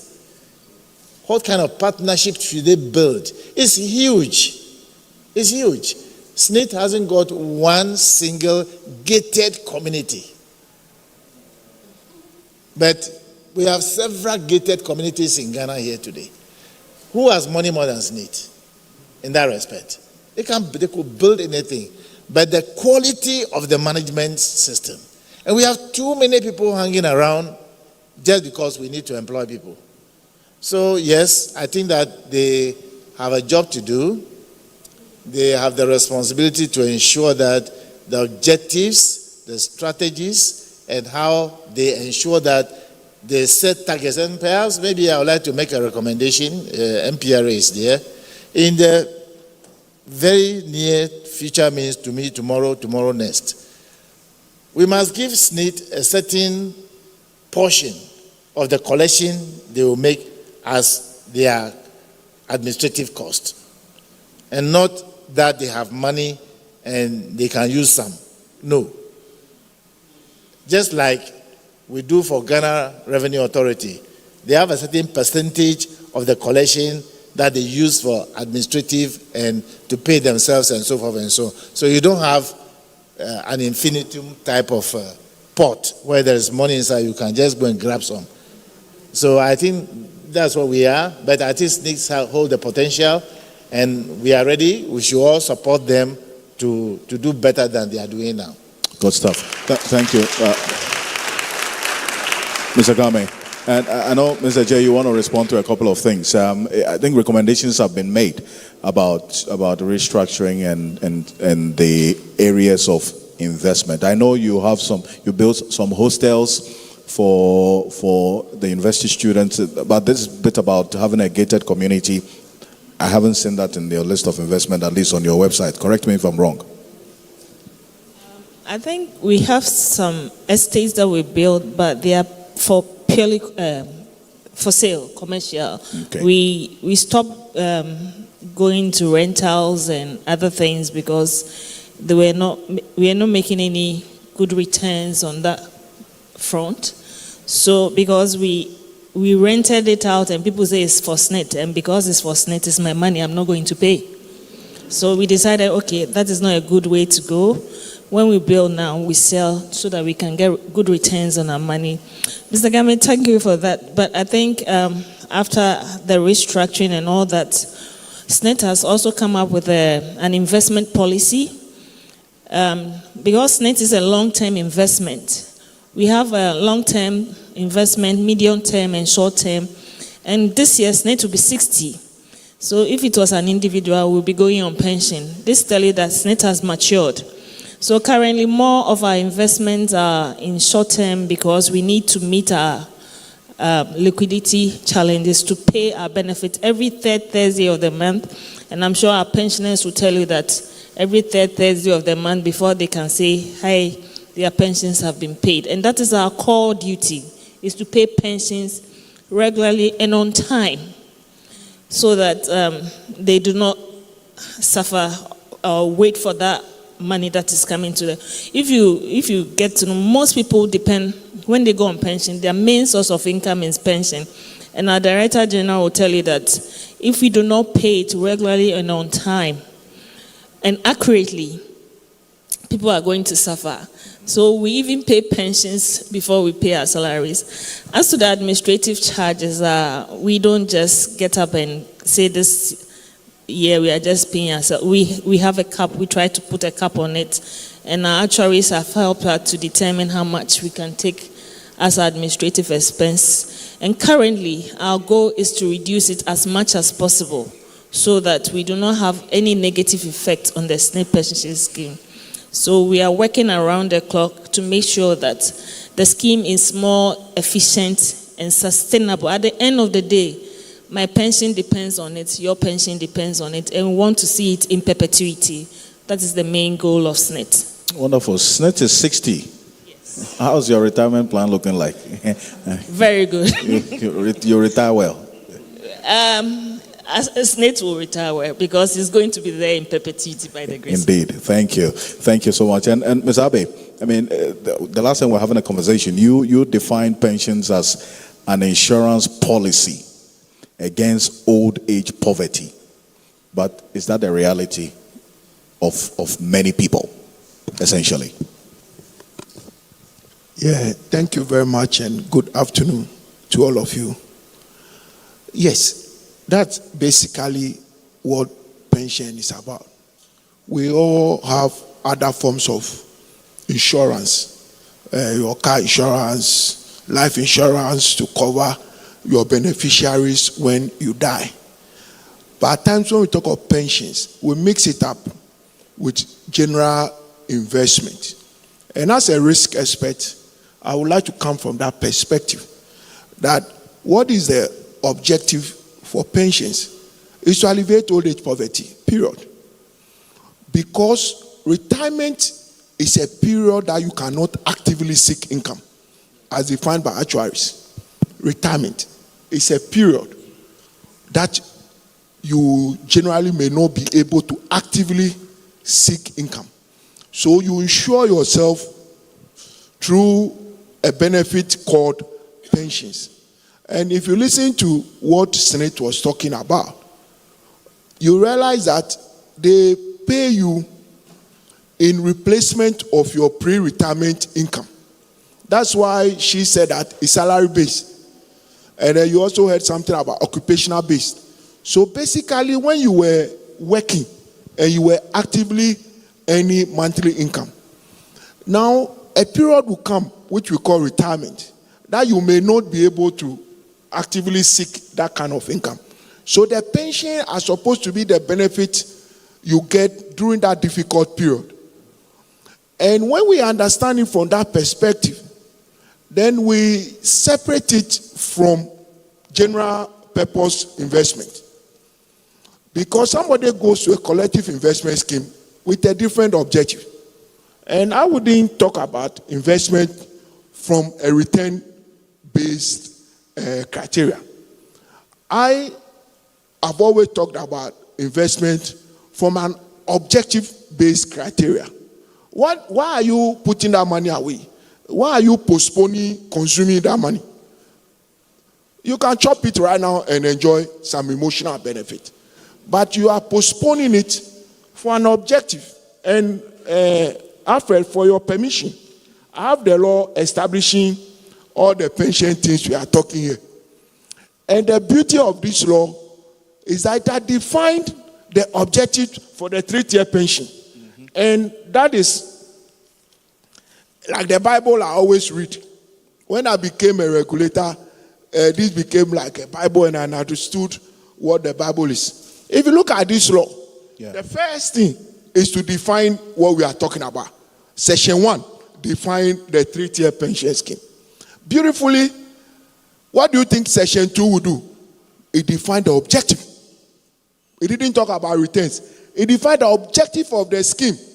And that is a normal investment process. And let me read. The object of the scheme is to, 1, provide pension benefit to ensure retirement income security for workers. And you heard SNIT. The SNIT actually mentioned that objective, that they are not to build houses and things. They are to do objective 1. Then objective 2, to ensure that every worker received retirement and related benefit as and when due. So it's about timeliness of the payment of those benefits. Very, very important. Because I've told you that retirement is a period where you cannot actively seek income. So it's a difficult period for every worker. So the framers of the law were very, very careful to say that first it must provide that benefit and it must provide it timely. The third objective is establish a uniform set of rules, regulations, and standards for the administration and payment of retirement and related benefits for workers in the public and the private sector. So the first 2 was about payment of benefits and its timeliness. And the third one is to get somebody to set the standard rules. And if you go to the next part after establishing the scheme, and if you listen to the objective 3, then there should be a regulator to set those standards. Yes. So, section 5. Yes, section 5 immediately established a regulator. Section 1 established the scheme, 2, its objective. 3 told you about the contribution that should go into the scheme. Then 4 told you about who should manage the scheme. Then 5 established the guy who's supposed to set the objective 3. And when you look at it, it also told him, after establishing him in 5, immediately went to its objective. And let me read. The objective of the MPR, number 6, section 6, is to regulate and monitor the operation of the scheme. You realize that it's tying it to number 3, the objective 3 of the scheme itself. And ensure the effective administration of pensions in the country. And they went to 7 and established 18 functions of the MPR. You know, I always say that pension is a heavily regulated scheme. It's different from collective investment scheme, who are very regulated. If you look at it, the first and second tier were mandatory. So it's by force. Now, if as a government, you force somebody to do something and you don't regulate it, then you are doing a big disservice to the person. Because once you force people to give monies to other people so that they can pay them retirement benefit, they can pay it to them on timely basis. And then there's a regulator to make sure there's fair grounds, setting standards for getting the money. If you go and sleep, you've done a big disservice. Now, what did the MPRA do? You talked about Senate. The MPRA had a function about what Mr. Anani or you were talking about, the administrative expenses. Mm-hmm. One of the things that when Senate was established in the law, one of the things that MPRA was supposed to do was to regulate and monitor the administrative expenses of Senate. It's period. It's no rocket science. And Chris, we were not able to succeed in doing that. So now that you are in charge, please make sure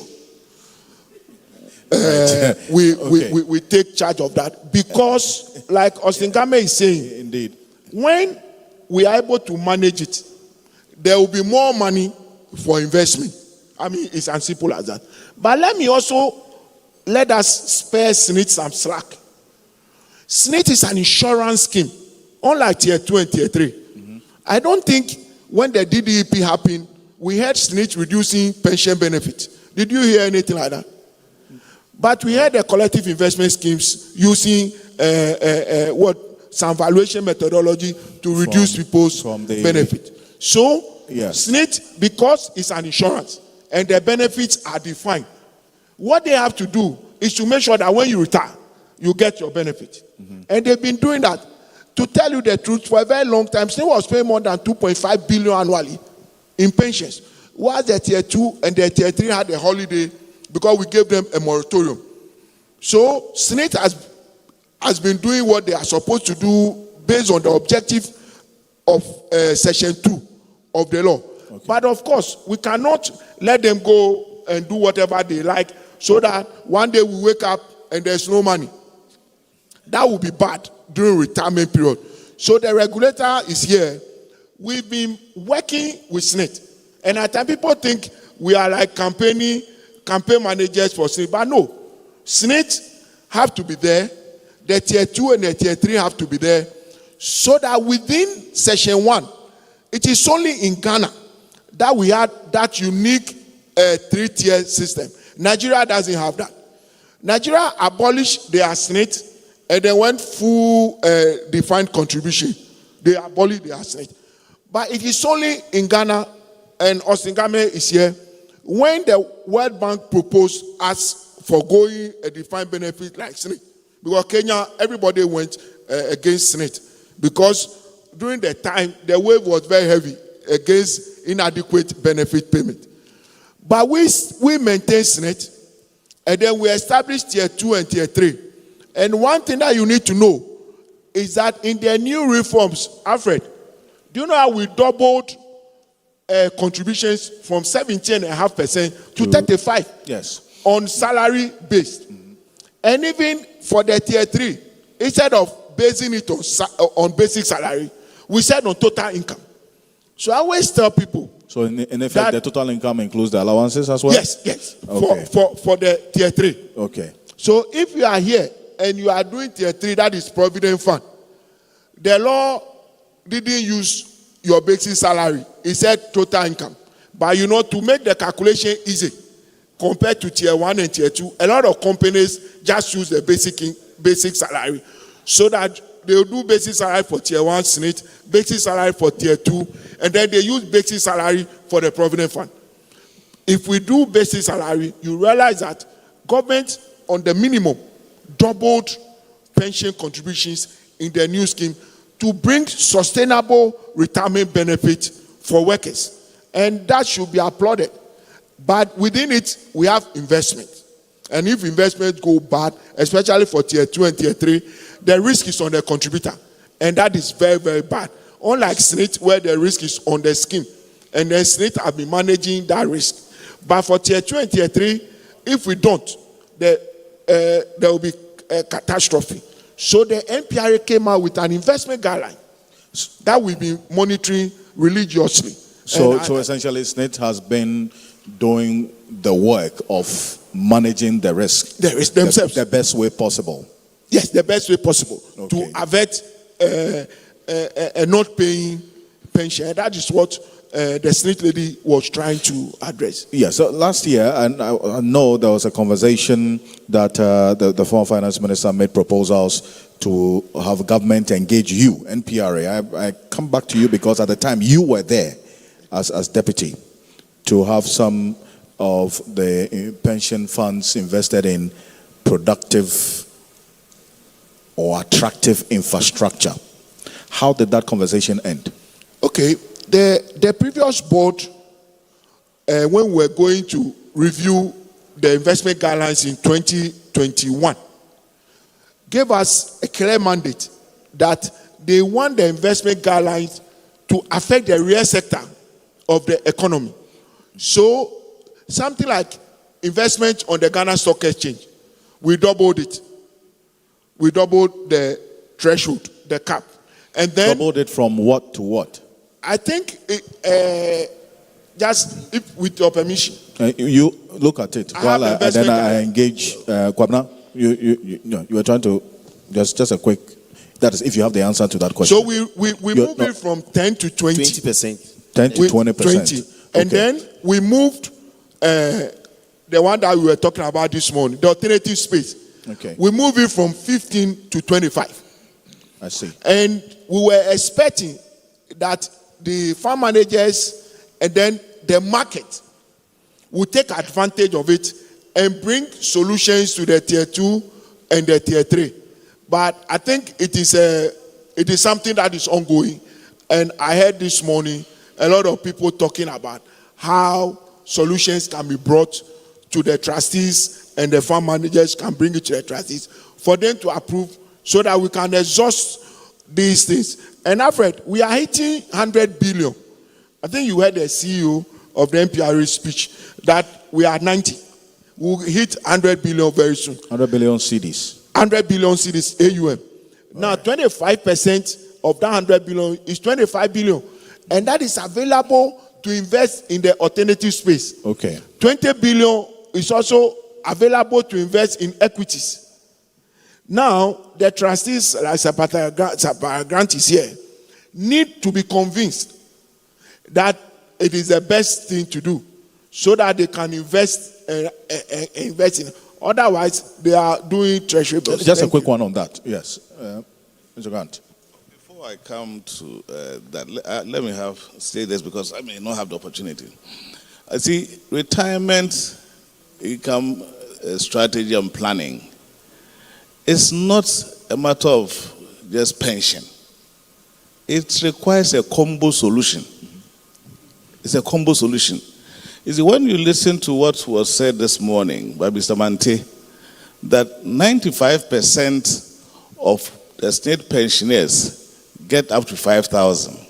And indeed, about 70% get 1,000 and less.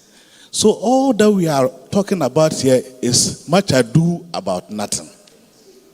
Much ado about nothing. Because if at the end of the day, where I sit as a trustee, I pay second tier, and I see the first year monies that are paid before I sign the second tier. 300, 400, 500, 300, 400, 500. If we sit here and we are comfortable with just relying on pension for your retirement income security, you are lost. I have to be blunt about that. Retirement income planning is a combo solution.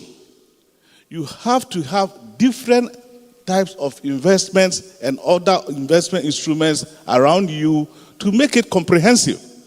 You don't bank all your hopes on pension, which is in fact a defined pension scheme with rules and regulations that tell you how much you are going to get. And so that if you finish and you get 300 Ghana cedis, no matter what you want to talk about SNIT, it's not going to help you anywhere. It will lead to early death. So what I am just trying to let you understand, that you see, pension administration, I have been in the pension space for the past 32 years. And we have seen the same trend emerging and emerging and emerging. The total assets that he's talking about of 100 billion Ghana cedis, of 20, or if you take it down, maybe some 5-6 billion. In the scheme of things, Ghana is a $400 billion economy. It's nothing. So that is not what will solve the problem. What you have to understand as an individual, just as we said in the morning, you can't make your children your pension. You can't make the pension you are getting here the only source of retirement income and feels that is going to be sufficient. It's not going to work. Right. So understand it, and therefore let's find a strategy that will enable you to build a sustainable income during retirement, which will then keep you moving. And therefore you have to look at so many different pockets of things. Various investment assets exist within the investment universe that can help you to gradually build up enough, as I would say, financial corpus so that you can use it to fund your retirement as you go along. And not to sit aside and wait that when you get your pension, which is about 70% is less than 1,000 Ghana cedis, it will buy your medication. It will not do it. It will not. So you need a bit of real estate investments, as we said in the morning. And therefore, that is what I said in the beginning, that you require time to build and prepare for your retirement. It is not a one-day matter. Okay. So that if you want to be able to put up a small, I would say, property, rental property that you can rent to make money, fine. You want to start a side hustle that you can turn into something that will give you money, fine. If you want to do some mutual fund that will also give you money, fine. If you want to do annuities to give you money, fine. So all these things will have to work together so that when you retire, you get the money. It has to be based on multiple income streams and not a single thing like only SNIT. And if you don't get it or you get something which is late, then you are all up in flames. No, because that's what the whole thing is. Thank you. That's some reality check there for us. Mr. Game, just a minute. 1 minute on this, because I need to move to Kobna. Right. On just 1 minute, please. Well, let's be very factual here also. The reality is that for you to even invest on your own, either through a mutual fund, through some other means, it's all about income. It's about income.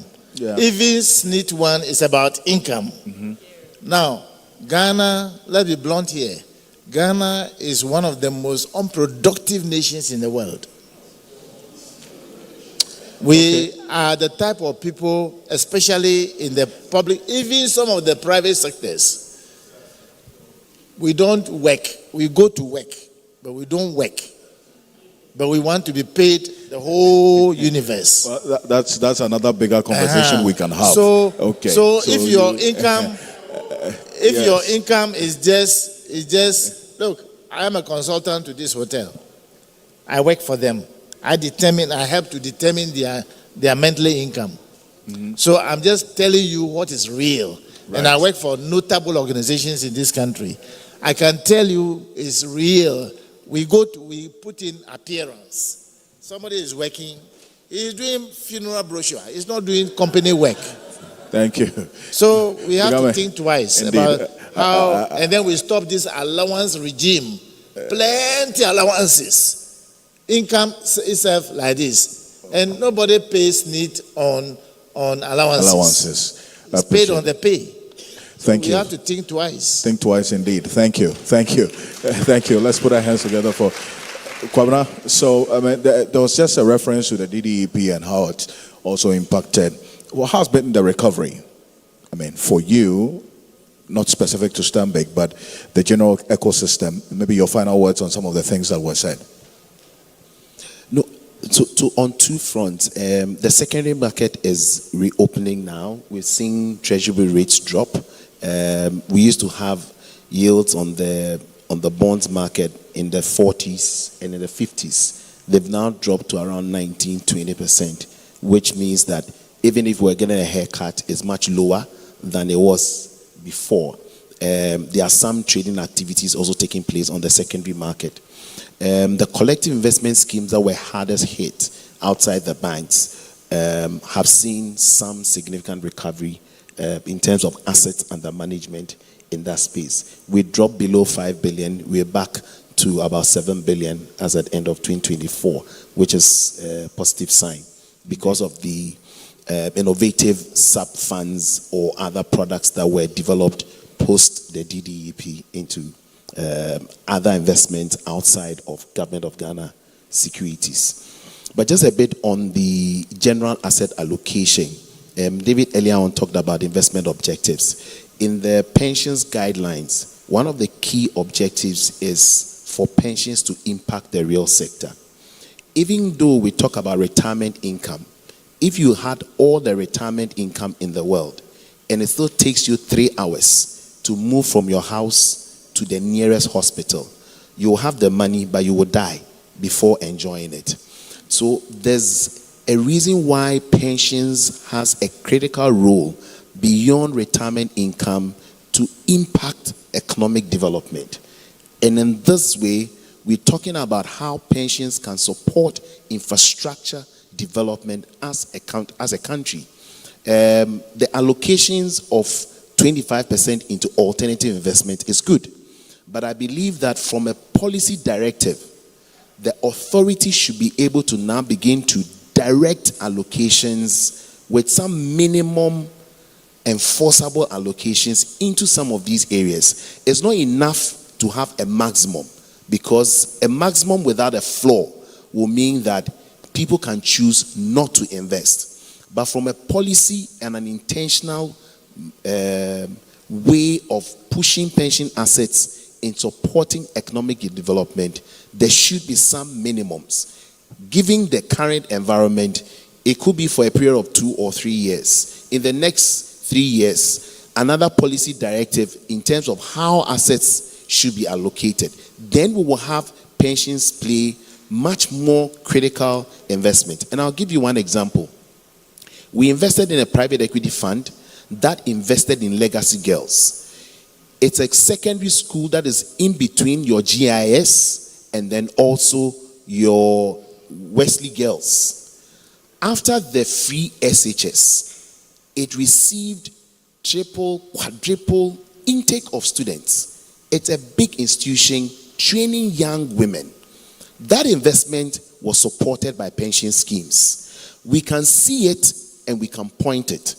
If we allocate all the money to government, we cannot point after 10 years, we have about 80% of pension assets with Government of Ghana securities. We cannot label things that pension funds have generated or supported because they are all going into a pool that is going into different things. So it's important that from a policy perspective, pensions are directed to do specific investments that supports our infrastructure and general economic development. So that's the productive infrastructure and investment that proposal. Wonderful. Let's put our hands together for Mr. J. Final words, briefly. Oh, thank you. I think David had the law, and the law says that SNET is the basic.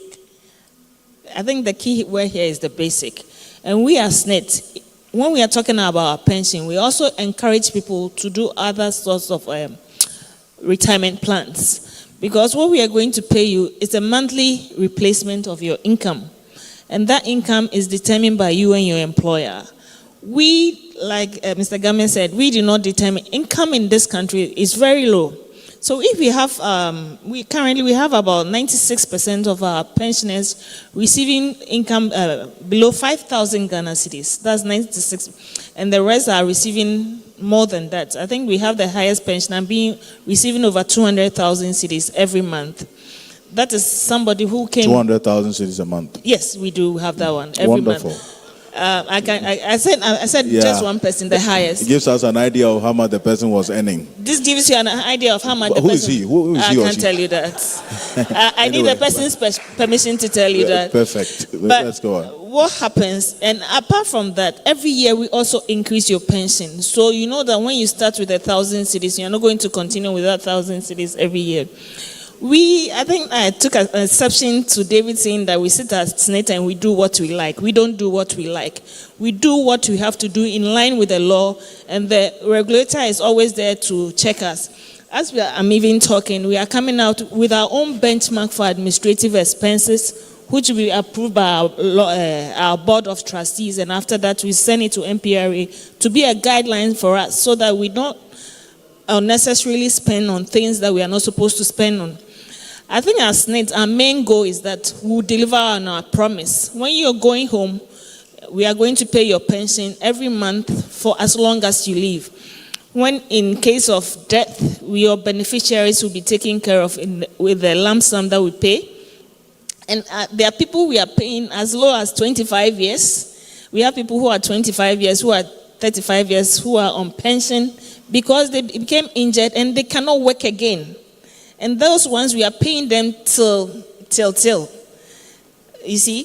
So, even though we get a lot of bashing, SNIT is that, we are doing a lot to help the community.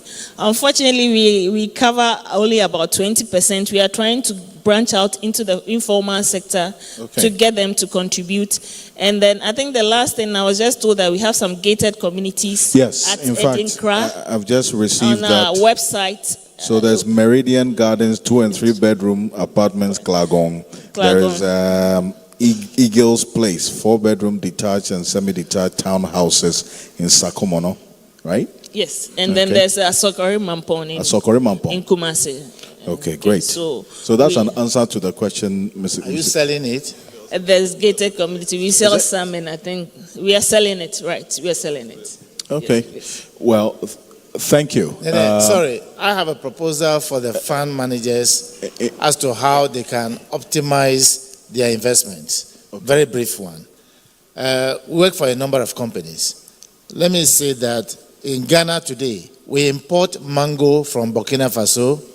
We import mango from Cote d'Ivoire into a factory that manufactures to an available market in Switzerland, in Britain, in France, everywhere. And they are hauling their containers to the Tema Harbor, but they don't have the raw material, the mango. Mango, you can plant mango in Ghana and it will yield after 2.5 years. You harvest for 15 years. It's a good investment for pension kind of thing. And so we should learn to invest in agriculture also. Right. It will help. Perfect. Thank you. Thank you. Let's put our hands together for the panel. Unfortunately, we are not able to take questions from what I'm told. The lunch is served. The restaurant's closing at 2:30, so we're past 2:30 now. Unless we want to sacrifice lunch. No, certainly. So please, let's put our hands together for them as we exit. Thank you very much.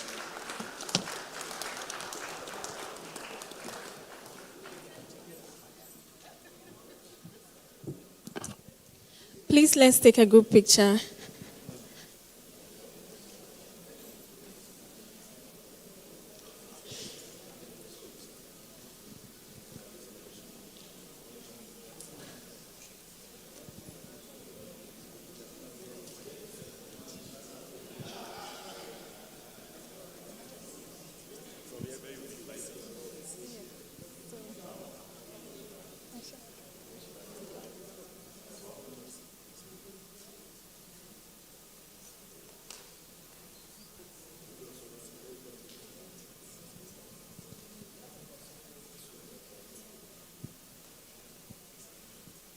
Please, a round of applause.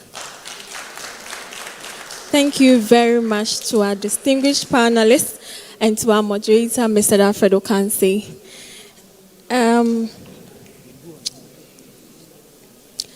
Ladies and gentlemen, that officially brings us to the end of this year's session. We kindly invite we now invite Dr. Daniel Enim Prempe, Director of Operations at the Business and Financial Times, to give the official closing remarks. Please, a round of applause. Oh, please, I don't like the clap. Give me the nice one. Oh, hey. Don't worry, I appreciate why. Very soon we'll be going to the restaurant. It has been since morning. You have done so very well. But I have a gift for you. Aside we're going to the restaurant to eat, I have a very nice gift for all of us. So just give me just 2 minutes of that, and then we'll... Production, can you show my gift? The money...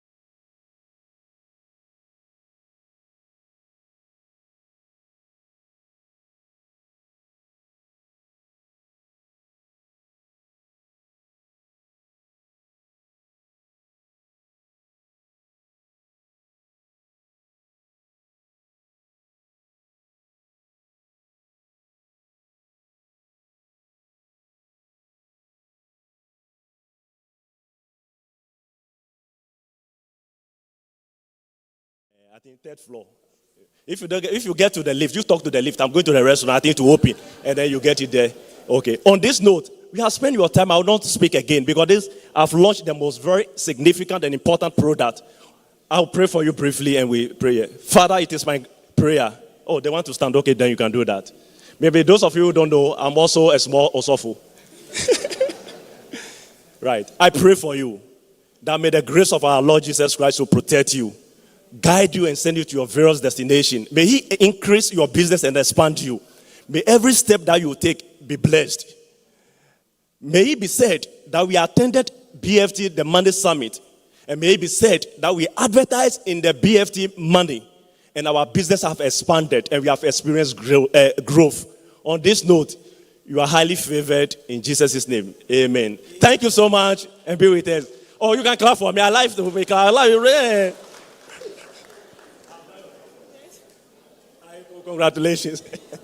Thank you. Yeah. Thank you for coming. Thank you for coming. Please, let's go.